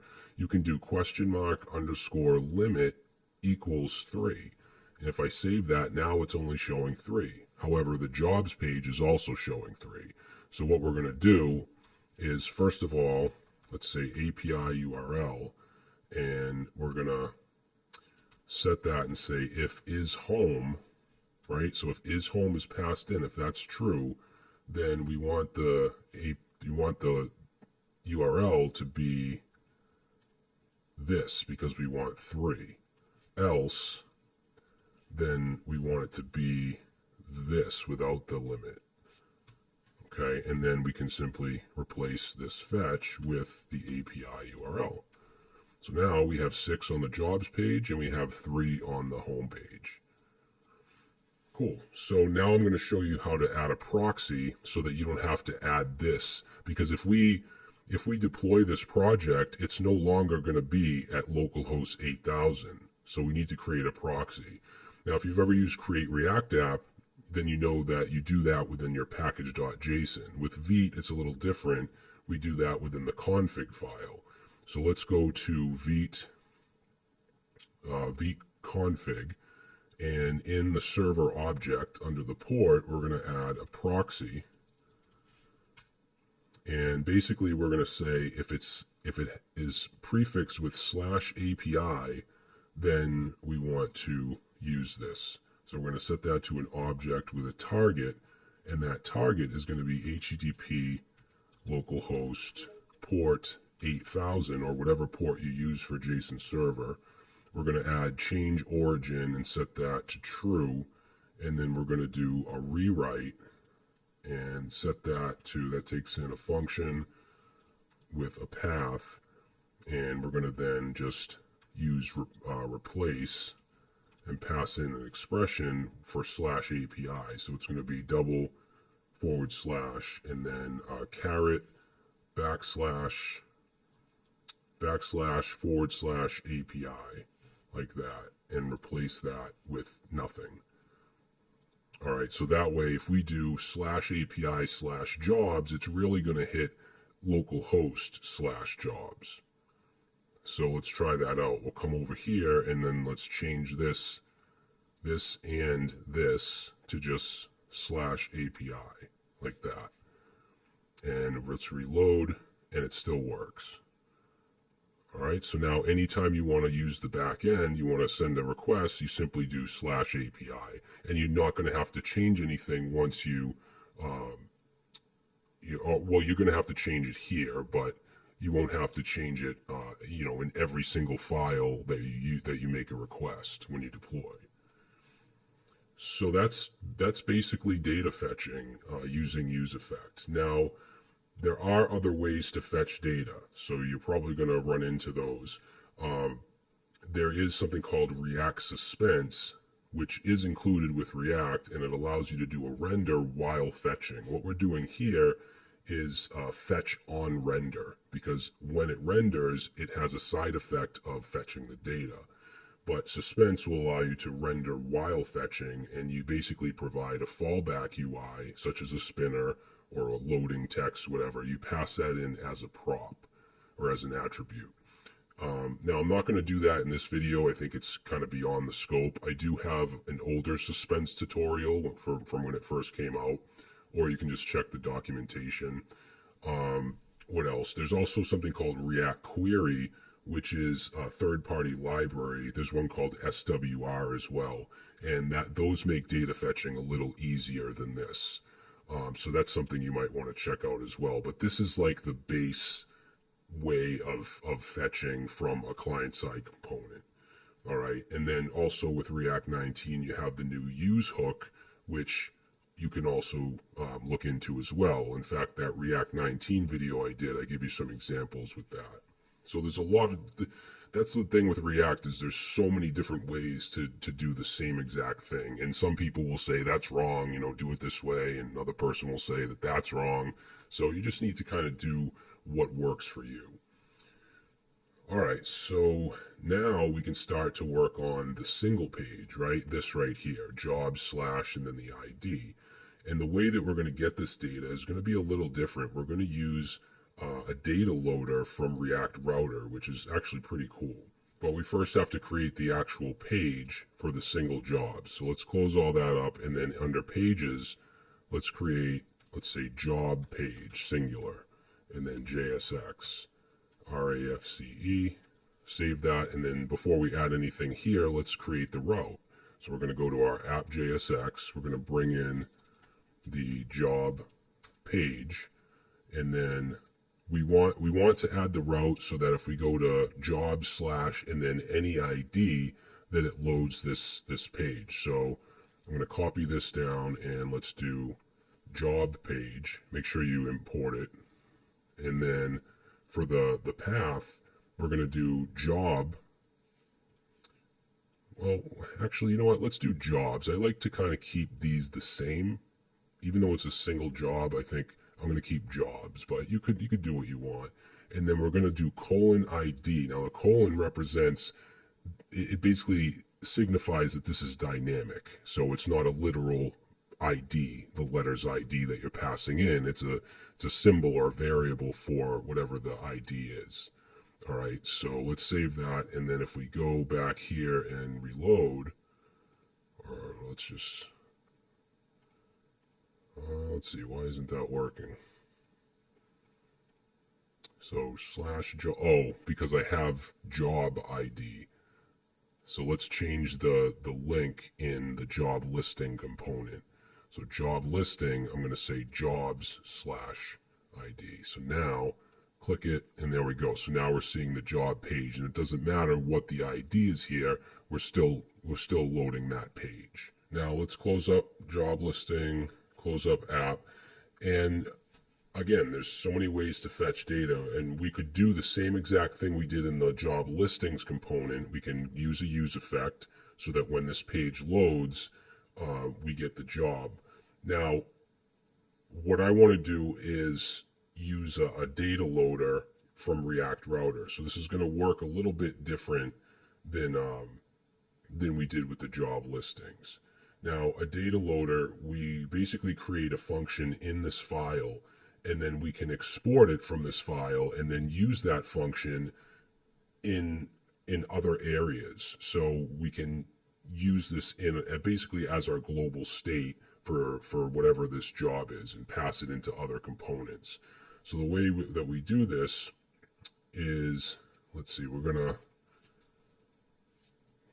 where should we do this? Let's go right under the function here, the job page function, and we're gonna create a function. I'm going to use an arrow, but if you want to use a regular function, you can. We're going to call this job loader, right? And then we're going to set this to async, and it's going to take in, actually,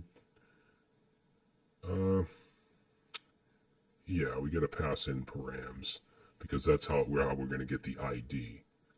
You know what? I'm going to show you how to do it with useEffect first, because I don't feel confident enough that I showed you enough fetching with useEffect.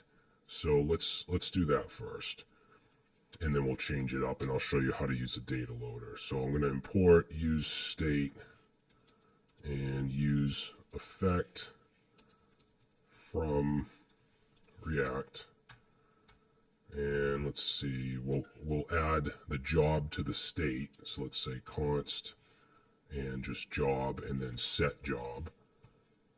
All right, and then we'll set that to useState. And then as far as the default, we'll just do null for the default. And then we'll have our useEffect, and the useEffect again takes in a function and dependency array. And I'm going to create a function just like we did in the, when we got all the jobs. We're going to have this is going to be called fetch job, and this is going to be async, and then we want to call it down here. I like to do this first because I always forget to call it. And then in the fetch job, basically we can probably just copy what we did in the job listings. this stuff here. We'll just grab the try catch. I'm probably going to change this up after, but let's do HTTP. Oh, we don't need HTTP anymore. We just do /API/job. Now we need the ID. So how do we get that? We can get that using the useParams hook from React Router DOM. So let's say import useParams, and that's going to be from React Router DOM. And then the way that we do this is we can go right here at the top, and we're going to destructure from useParams, and we want to destructure and get the ID. Okay, so that should give me the ID. And then in here, let's replace these quotes with backticks, and we'll say API/job/ and then the ID. Okay, then we get the data, and then instead of set jobs, we're going to do set job data. And yeah, I think that's fine. Yeah, I think that's good. Oh, the loading state, we didn't do that. So we want to do loading, set loading. That's going to be true by default. Okay, and let's see what else. Let's bring in the spinner component.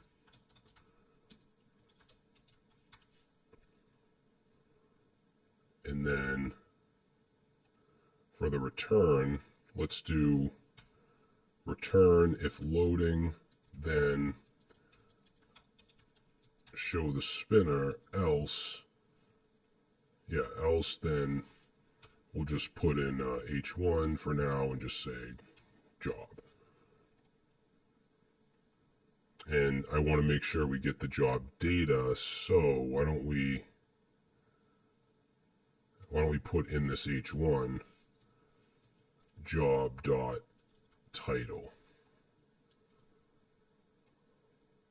Cannot read property, no. So we're setting the job to the data. Let's see, let's do a console log of data.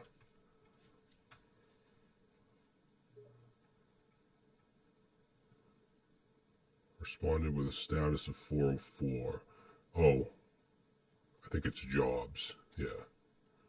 There we go. So we're seeing the title, and we're seeing it in the whole thing in the console. So just to kind of reiterate what's going on here, the component loads, it has a side effect where we fetch the data from API jobs and whatever the ID is in the URL, and we're getting that because of the useParams hook from React Router DOM. And then once we get the data, we're setting it to the state. Down here, we're saying if it's loading, show the spinner. So if I reload, you can see the spinner real quick. And then once it's loaded, it shows an H1 with the title, which is this right here. Okay, so that's how we can get the data just using useEffect. Now I'm going to show you another way to do this using React Router's data loaders. And we can do this without having to do the useEffect. And we can also export the data as well from this component so we can use it elsewhere.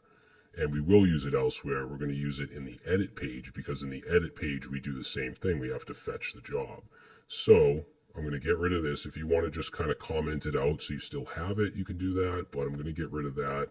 I'm also going to get rid of the two states, and I'm even going to get rid of the useState and useEffect. I'm still going to get the params because I do need the ID still. And yeah, we'll keep that as well.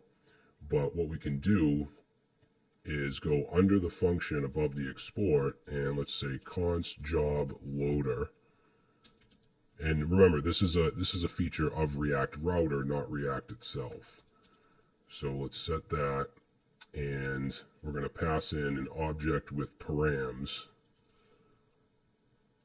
Okay, and then in the job loader, this is where we're going to make our request. So let's say res equals await, await fetch, and it's going to be, let's see, let's use backticks here, and then slash API jobs, and the ID we should be able to get from that params.id. Then we'll say const data, set that to await, and then res.json. And then we're simply going to return the data from this function. Okay, so a loader is just going to return the data. Now we want to export it, but we also want to still export job page as default. So what we can do is say export. We can do this, wrap this in curly braces and say job page as default, and then have a comma and also export the job loader. Now what we can do is go into the app JSX where we're embedding the job page, and where we imported job page, that's default, so no curly braces around that. But then we can also go like this, job loader, because we exported that as well. So now we have access to this job loader, and with React Router we can go down to where we have the route for job page. So we're going to put this in the route, not the job page component itself, but in the route. So I'll go after element and then say loader and set that to job loader like that. All right, so now we're passing in a loader. Now the way that we access this loader from in here, from in our component, so we're exporting it from this function, and then we're passing it in to the route. So the way that we can access that is with the use loader data hook. So use loader data, and that's going to be from React Router DOM. And then all we have to do is simply say const job, set that to use loader data like that. And then I'm going to save. Let's come back over here. Let's see. Loading is not defined, so we're not using loading anymore, so I'm just going to return the H1. And there we go. So you can see we're actually getting the data, but this time it's actually coming in through that loader. We don't need the spinner either. So we cleared up this file quite a bit. And in addition to that, this job loader we can pass into other components as well and use that to get a job by its ID.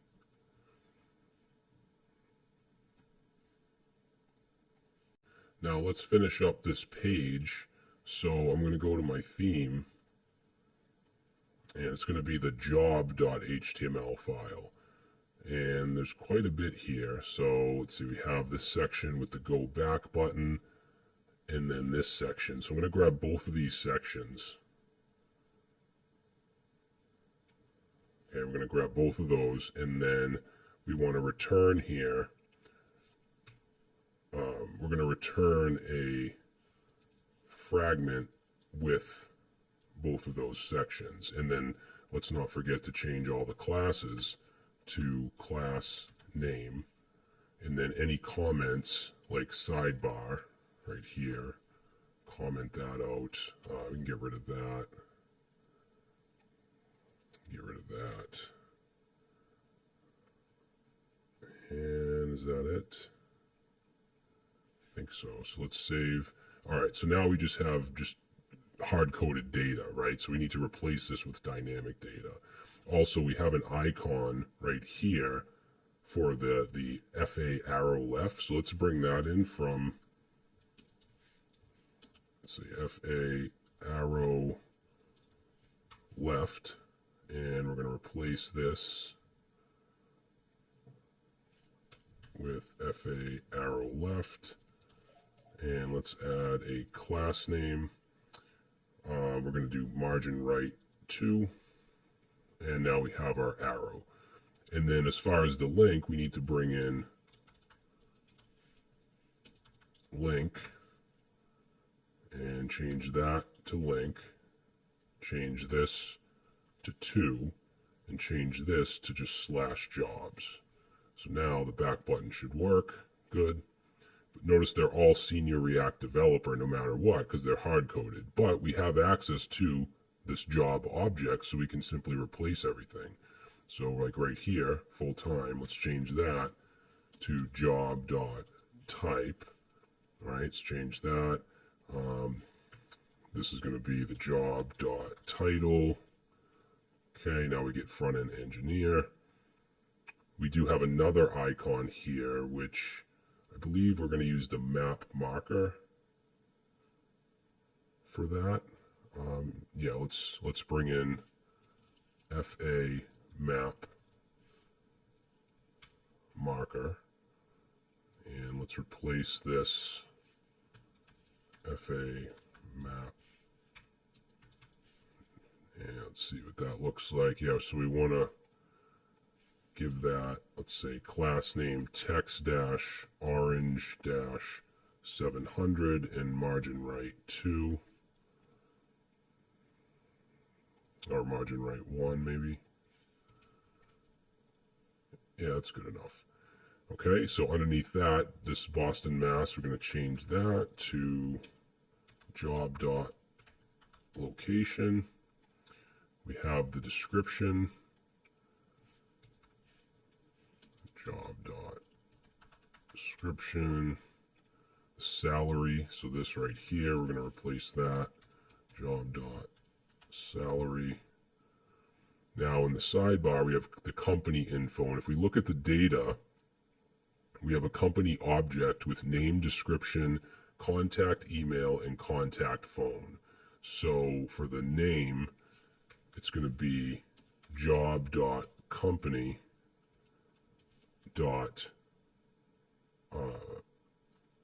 type, was it name? Yeah, so we get the name, then we got the company description, so that's going to be job.company.description. And then we get the contact email, so this right here is going to be job.company.contact email. And then we have the phone, so that's going to be job company contact phone. All right, so all that stuff is now coming from our back end. And then what do we have down here? We have the edit and delete. So the edit is a link. So let's change that to link. Let's change this to 2. And then as far as the link itself, let's make this dynamic with some backticks, because we want this to go to /jobs/edit/ and then the job.id. And we'll handle that later. And the button, we'll just leave that as is for now. And there we go. So now whatever we click on, we can see the actual data. And let's make sure we're not getting any errors. Cool. So we now have our single pages. So now we're going to do the add job page, which right now doesn't exist. So let's create the page. So under pages, we'll say add job page. And let's add the route. So we want to import add job page.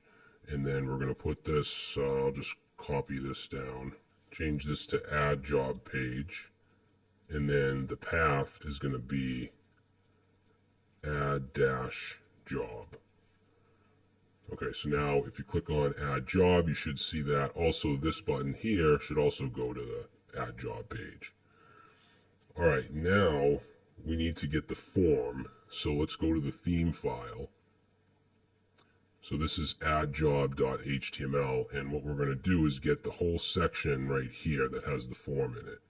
So just grab this entire thing, and let's paste this in the return. So right here, we're going to have parentheses and then paste that in.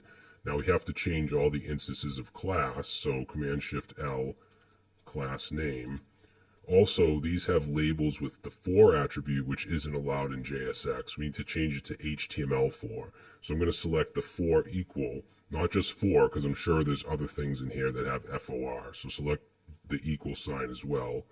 Select all of them and then change it to HTML uppercase uppercase F4. Save it, and now we have our form. Now, there's many ways to work with forms. There's other libraries like Formic. there's a lot of things you can do. You can use refs, but I'd say the common way, the core way of doing it is adding a piece of state for every field in your form. Okay, because these change, and then when you change it, when you type in it or you select, you change the state of that item. Okay, so what we're going to do is bring in add state, use state, add state. So let's import use state, and then we want to create a state item for each field. Now, there's different ways you can do this. You could have just a single object in your state and have all the fields in that object, or you can do a separate piece of state for every field, which is what I'm going to do just to keep it simple. So let's say const, we know we have a title, so title and then set title to change it, and set that to use state. And then in here is going to be the defaults, and most of these, actually all of these, are just going to be empty strings as default. Now I'm going to just copy this down. Actually, you know what? I'm going to paste the rest of these in, and then you can just copy them. Okay, so we have title, type, location, description, salary, company name, company description, contact email, and contact phone. All right, so those are all the state. And what we need to do now is add on each input. So let's see, the first one is the select, it's the type. So this select right here. And what we want to do is add a value and set that value to that piece of state, which in our case is called type. Okay, so if I save that and I come over here and I try to change it, notice it doesn't work, it doesn't do anything. And if I look at the console, it's going to tell me I provided a value prop to a form field without an onChange handler.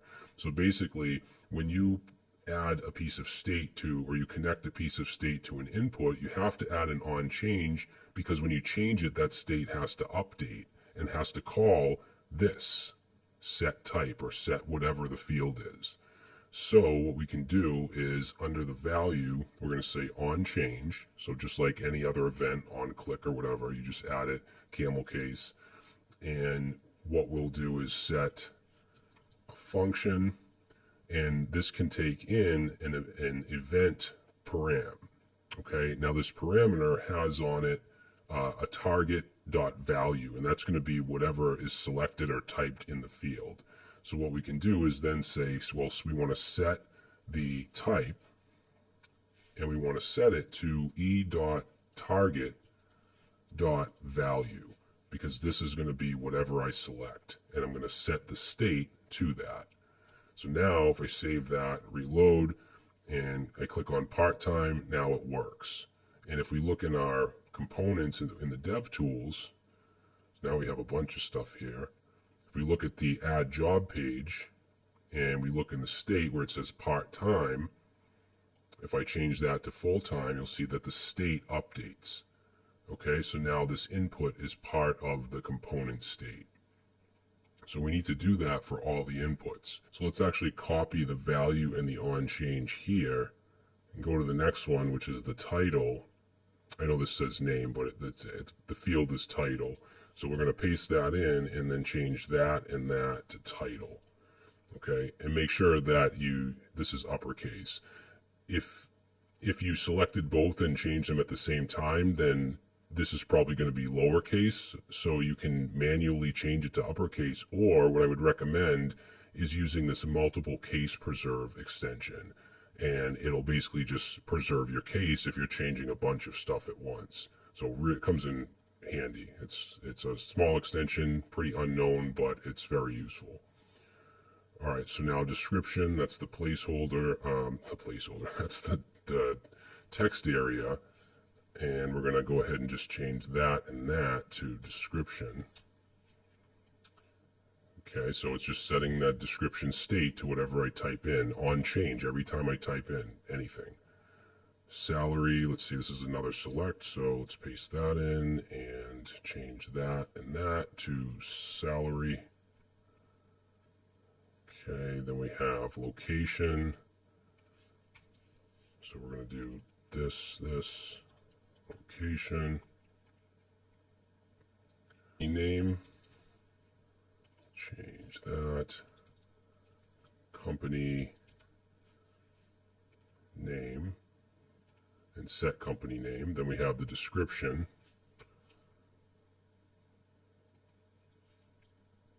So this is company description. Whoops, it should be set company description.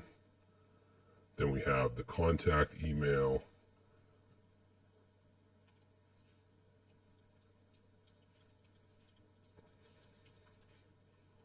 Again, make sure you're changing this too, not just the value.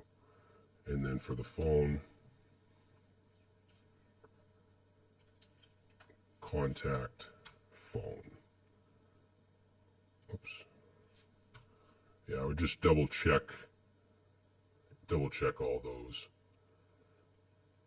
All right, so I think that should do it as far as adding the state for each of these. You should be able to, change these up, type in here, and it's changing the state of, those fields. Now we want to submit the form, so let's come up to the form tag. Now React 19 is going to have something called actions, where you can actually put an action and set that to a function. That's a brand new way of doing it in React 19 that isn't even released yet. So we're going to stick to just adding an onSubmit and set that to, now up to this point when we have events, we've been putting the function directly in here, but we can set it to a function that we create. So let's say we want it to be called, we'll call it onSubmit. No, let's call it submit form. And then we can create that function up here. I'm going to go above the return, const submit form. And I like arrow functions. You don't have to do this. You can use a regular function if you want. And that's going to take in an event parameter because we want to stop the default behavior. So we can do e dot, and this is just like with vanilla JavaScript. So prevent default. And then let's do a console log. And we should have access to all the state, right? Because they're all connected to those fields. So for instance, if I put in, let's say description, a console log description, right? Come over here, let's open up the console and just make sure, okay. And I'm just going to put something in the description and I'm going to submit the form. All right, so we do have some required fields. Let's see, is that it? Oh, this is required too. Okay, so now I submitted, and what I had in the description right here is now logging. So we know that the form's hooked up to this event, the submit handler, and we know that we can access at least the description field. So let's construct an object from the form fields that we want to submit to our API. So I'm going to say const new job, set that to an object, and we want to set the title. And since I'm setting title to title like this, we don't need the second one. We can just simply do that. Type, location, description. We have the salary. Now this is where, because we need this to match up with the way our API is structured. So now we're going to have our company object. And let's set name to the company name. And let's set the description to the company description. Whoops. Company description. And then we have, what else? Contact email. And it's called the same thing, so we can keep it like that. And then contact phone. All right, and then let's just console log this new job just to make sure. New job. And let's see. I'm just going to make sure you fill out every field so we can just make sure we submit. If we look in the console, looks like salary and type, which are the two select lists, looks like those aren't showing up. Okay, no it did. Salary, type. Alright, so that did. I just want to make sure if I leave the defaults for salary, those should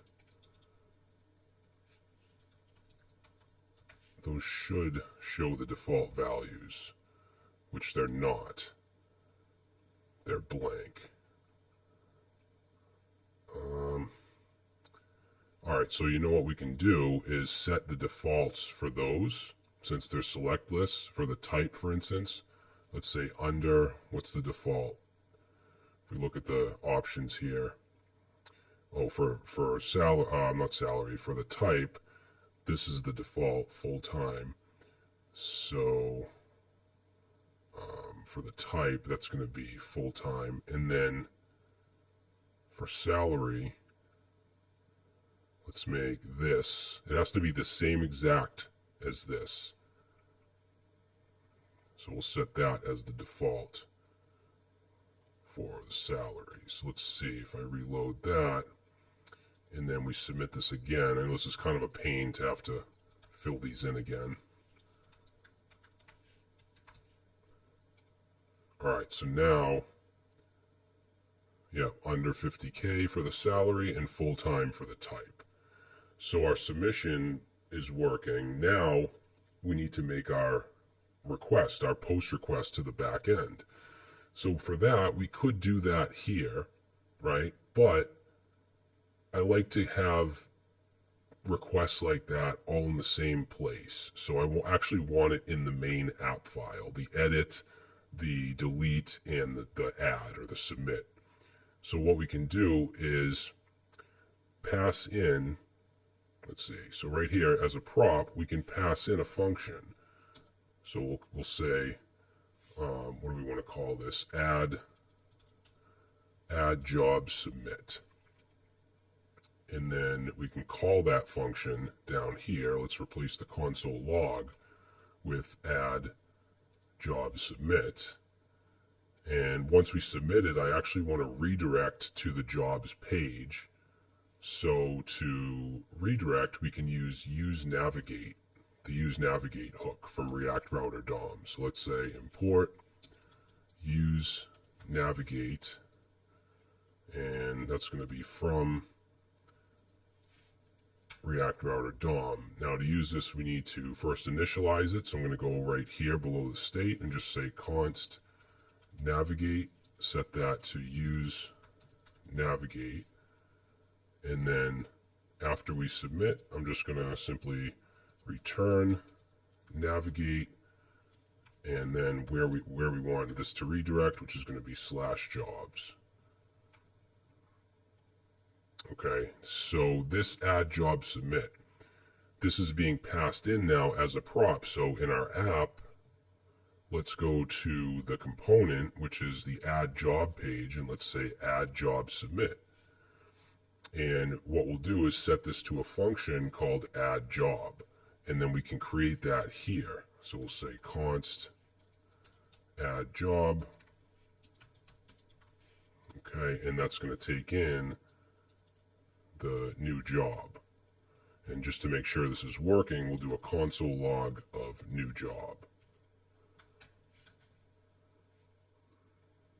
All right.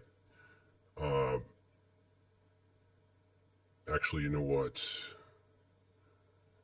This should be in the app component, and I'm going to move the router into that as well. Yeah, let's do that. Let's move this stuff into the app component. I meant to put that in here to begin with.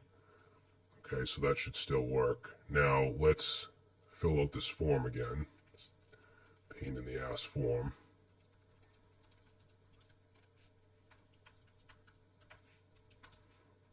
Alright, so if I submit it, it redirected to the jobs page and it showed it in the console. So that means that it's calling this, right? You can even see it in my editor using Console Ninja, and then it redirected us because of this.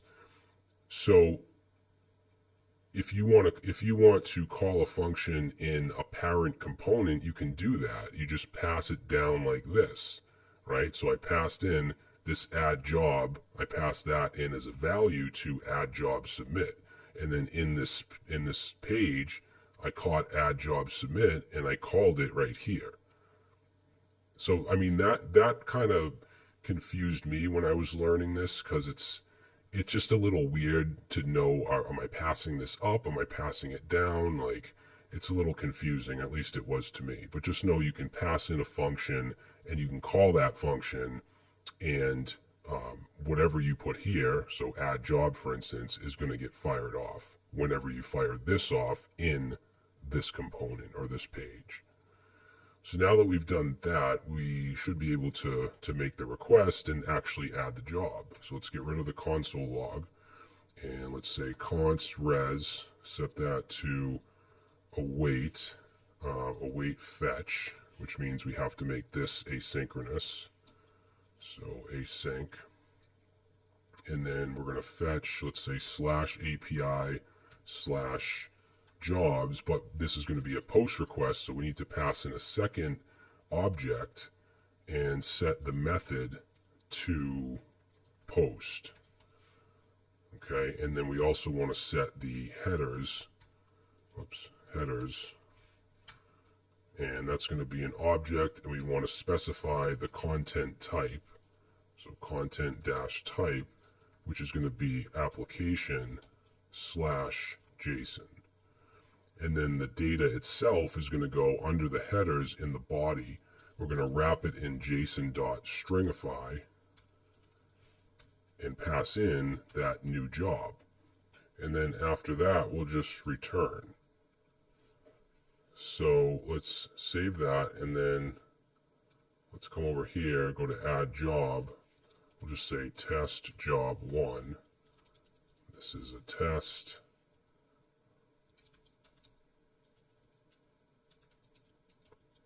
Company name.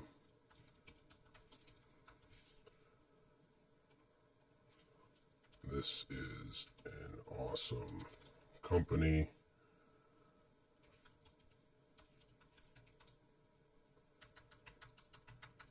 All right, so we're going to go ahead and click add job, and it redirects us to the job page, and we have our new job. All right, so it made the post requests, and we just returned from this function, but we redirected in this one to jobs. And if I click read more, it takes me to the single page for that new job. So now let's do the delete. So I want to be able to click this delete button. And again, I want the actual request function to be in the main app component. So let's put a comment here. We'll say add new job. And then underneath that add, let's say delete job. Call this delete job. And it's going to be async. It's going to take in an ID because we need to know which one to delete. And then for now, we'll do a console log of delete and the ID. And then that's going to get passed into the single job page right here as a prop. So we'll say delete job, set that to delete job. Yeah, so we'll do that. And then we can pass that in as a prop to the job page. So right here, we'll say delete job. And then on the button, at the bottom here, we have this button. Let's say on click, and we're going to set that to a function, and then we'll call another function called on delete click, and then pass in the job.id. Okay, and then this on delete click, we're going to put that up here. Const on delete click, and let's pass in, we get the job ID getting passed in here, and I want a confirmation since it's a delete, so I'll say const confirm, set that to window.confirm, and we'll say are you sure are you sure you want to delete this listing? Okay, and then let's say if not confirm, then we want to just return. If we do confirm, then we're going to call that delete job that we passed in, and we want to pass in the job ID. Okay, and then I'm going to redirect. So in order to do that, we have to bring in use navigate. So let's see, that's going to come in from React Router DOM. And then we have to initialize it, so const. Like that, and then we can just navigate to /jobs.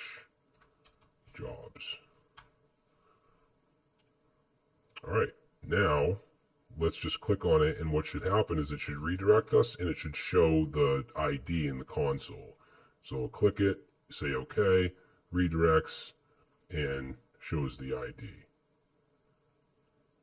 Is that the ID? Let's see, jobs.json. So it should have added my test to the file. Yeah, right here. So that is the ID for the test job. Good. So now we want to make the actual request to the API. So that's going to go right here. So we'll have all of our requests in, nice and neat in this file. Now, this is for a small application. You could use the context API, which, you would have it in a context file. You could use Redux or some other state manager, but this is such a small application, we don't need that. So I'm going to just grab this from the add job and then put that here. Okay, we're going to fetch API jobs. Now we have the ID coming in, so let's make these backticks and say / and then the ID. Method is going to be delete. Okay, headers, get rid of that. And get rid of the body. And yeah, that should do it. Let's try that. So to test job 1, delete, are you sure? Okay. And now it's gone. If I reload, it's gone. And it should be gone from that JSON file as well. And again, you would be working with an actual backend. So that leaves us with the edit. Now, before we get to that, even though it redirected us, I wanted to show some proof that we deleted the job. So we're going to use a package called React Toastify, which will show a little toast notification wherever we want to put it. So let's install that. I know this is not, this is a separate package, but it's something that you'll probably commonly use. I use it all the time. React icons, React Toastify, React Spinner. These are things that I use in just about every project. So let's say React-Toastify. Now we have to set this up. We need to have, let's see, in our layout is where we want to put this so we have basically like a wrapper for the layout to output. So if we go to our main layout, we're going to import from here. We're going to import the toast container. So toast container, that's going to be from React Toastify. And then there's also a CSS file that we need to import. So that's going to be React Toastify and then /dist /reacttoastify.css, like that. And then the container, you can pretty much put that anywhere. It's positioned absolute, so it should be up in the corner, but you can change the positioning with attributes or props if you want. But let's save that. Now, what we can do is when we delete, let's see, where should we put this? We're going to put this in, we could do it here, but I think I'm going to put it in the job page right before we redirect. So wherever you want to use a toast, you simply import toast from React Toastify. And then where we want to call it, let's go right after we delete and say toast.success. So you can do success or error. And let's say job deleted successfully. All right, so now let's try it again. I'm not going to delete any of these. I'm just going to create another dummy job. Well, actually, before we do that, let's do a toast where we added as well. So we'll import this into the add page. And then right before we redirect here, let's say toast.success. And we'll say job added successfully.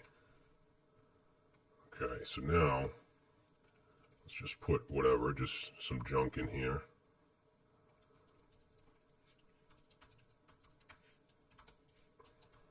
Add, there we go, job added successfully. And then if I delete it, job deleted successfully. And you can do toast.error if you wanted to show an error for some reason.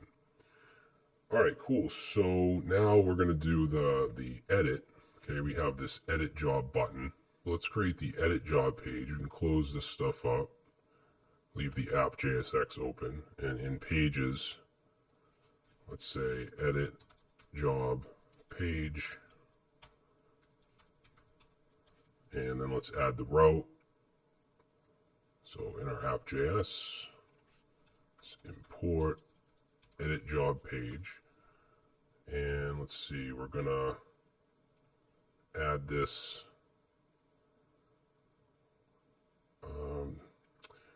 So with the edit page, I'm actually going to use the job loader because in order to edit, we have to fetch the data, right? And we already have this job loader, so we might as well use that. So I'm actually going to copy this route for the job page, copy that down. I'm going to change the route. Let's do this one here. We're going to change it to edit-job and then slash and then the ID, and change this to edit job page. And we can get rid of this delete job. And just like we did with the job page, we're going to pass in the job loader. That'll give us access to the data. So let's save that. Now, if we click on the edit button, it should take us, wait a minute, that goes to job/edit.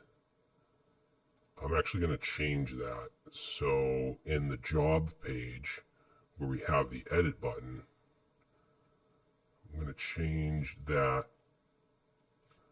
to edit-job and then the ID. So edit, there we go. So now we're seeing the page.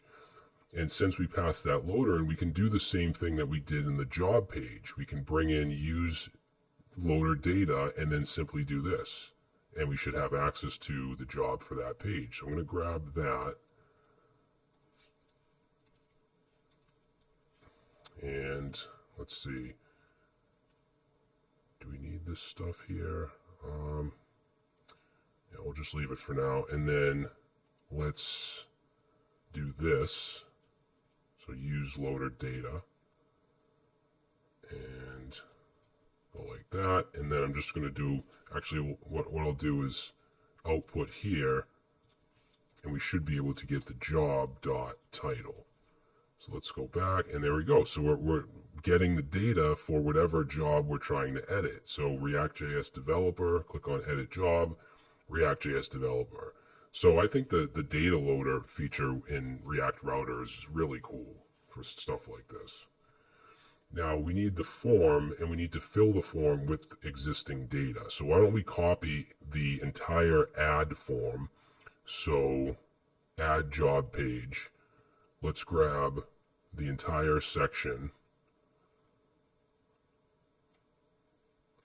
Okay, so we're going to grab that and then go to the edit job page, and then let's return in parentheses, paste that in. And we're going to do the same thing where we have the state, so we can also copy this, all this stuff right here, and put that in, put that right here. Actually, let's put the state above that.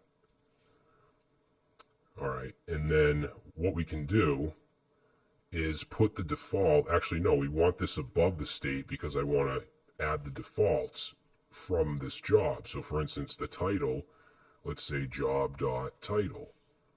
So for the type, let's say job.type, and this will add the fields in the form, add the data in the form. So job.location, this is going to be job.description, job.salary, and this will be company dot, is it company? Yeah, I think it's name, company name, and then job dot company dot description,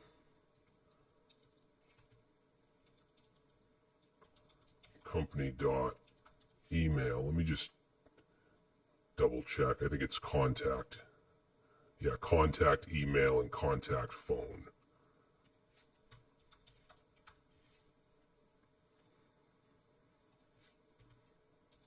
Job dot company dot contact phone. All right, so if I save that, we got useState is not defined, so we do have to bring in useState.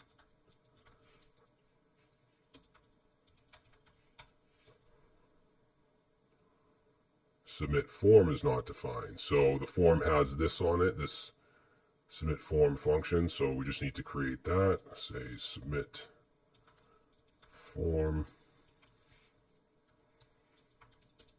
You don't have to put anything in it just yet, just create the function. And now you can see the form is actually populated with the right data, which is exactly what we want. Now, the submit form, we might as well copy it from the ad because we're going to do the same thing and construct a new job. So let's just grab, we'll just grab this whole thing. And then in the edit submit form, paste that in. Now, one difference here is going to be we're going to pass along the ID because we're going to need it when we make the request. So I'm just going to pass in ID right here. And then instead of new job, let's call this updated job. And then instead of add job submit, let's say update job submit and pass in updated job. And then we'll do a toast. We'll say job updated successfully, but we do have to bring in toast because I don't think, we didn't bring it in. So import toast.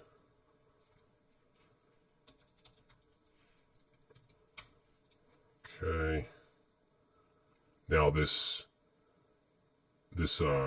actually let's also redirect to the job page. So let's put in some backticks here and we'll say job slash, and then the, we just put the ID. Now this right here, update job submit, we're going to pass in as a prop. So update job submit. Also, if we're going to navigate, we're using navigate here, that means we have to initialize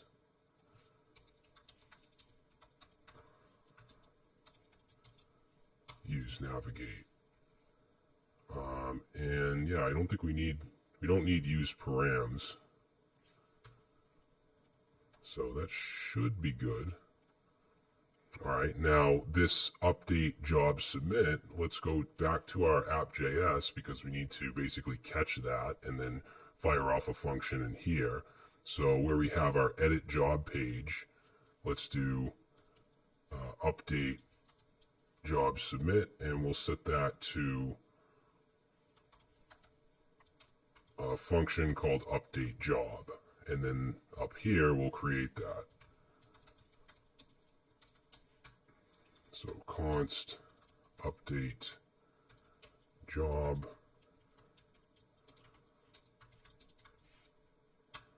All right, now as far as what we're going to do here, I'm just going to copy this from the add. And you could put these requests in a separate file if you want in some kind of service. But I'm trying to keep things simple. Let's see. So this is going to be fetch, and then the job will come in here. And then we'll change these to backticks because it's going to be jobs slash and then job.id. So that's why I added the ID in the other file. It's going to be a put request. And let's see, the body here is going to be job. Actually, we could call this, no, that's fine. Yeah, and then that should do it. Let's save that and let's try it out. So we have our React.js developer job. Let's change it to just React.js dev. And we'll keep all the rest of the stuff. Add job. It's not submitting.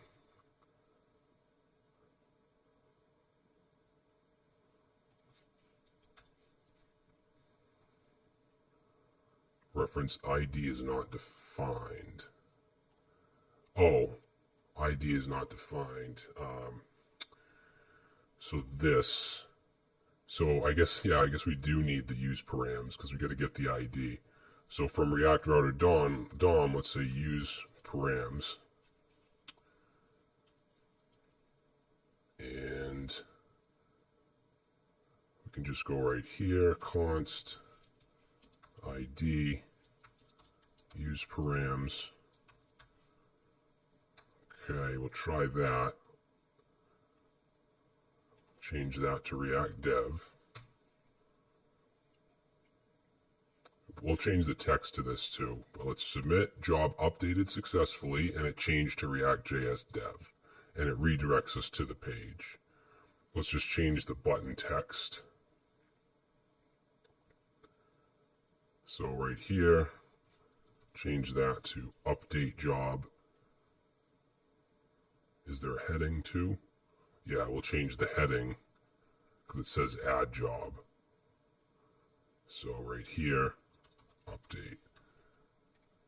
All right, so we have a full CRUD application. The only thing we're missing is authentication, but like I said, that's beyond this tutorial. This went way longer than I initially planned and wanted. But we did a lot, you know, we learned about components, props, state, the React router, data loaders, useEffect, useState, useParams, all those hooks with React Router DOM. So I think we touched on a lot, and I think that you should have enough to create some simple projects on your own. Now, as far as deploying, what you would do is just run npm run build, and that will give you a production version of your site. You see how the React Dev Tools right here, it's orange, and it says this page is using the development build of React because we're running the development server. So what I can do is stop the development server, and I can do npm run build. What that'll do is create a new folder called dist, and that dist is your production build. Okay, so I can run that with Vite. There's in the package.json, there's a preview, right? This preview, and that should run the development build. So let's say npm run preview, and that's running on 4173. So now notice this extension says this page is using the production build of React. Okay, so now this is what you would deploy, this dist folder. And you could basically deploy it anywhere. Now, if you do try to deploy this, it's not going to show the jobs because we're using a local server. We're using JSON server. If you actually want this to be a real project, then you're going to have to create an API with Express or something else. But you're not going to really have to change anything as far as this stuff, because this is going to be the same whether we're dealing with JSON server or you're dealing with a REST API with Express, Django, Laravel, just whatever. So yeah, I mean, this is a front end course, but I did want to give you some examples of using back end data because that's what you do in the real world. All right, guys. So hopefully you enjoyed this. I hope you learned something from it. Like I said, there's so many different ways in React to do everything. So if you saw some things the way that I did and you didn't like it, that's fine. You know, everybody has their own way of doing things. And also keep in mind, I try to do things as in the simplest way possible so that I can explain it and people can learn it and understand. But that's it, guys. Thank you so much for watching, and I will see you next time.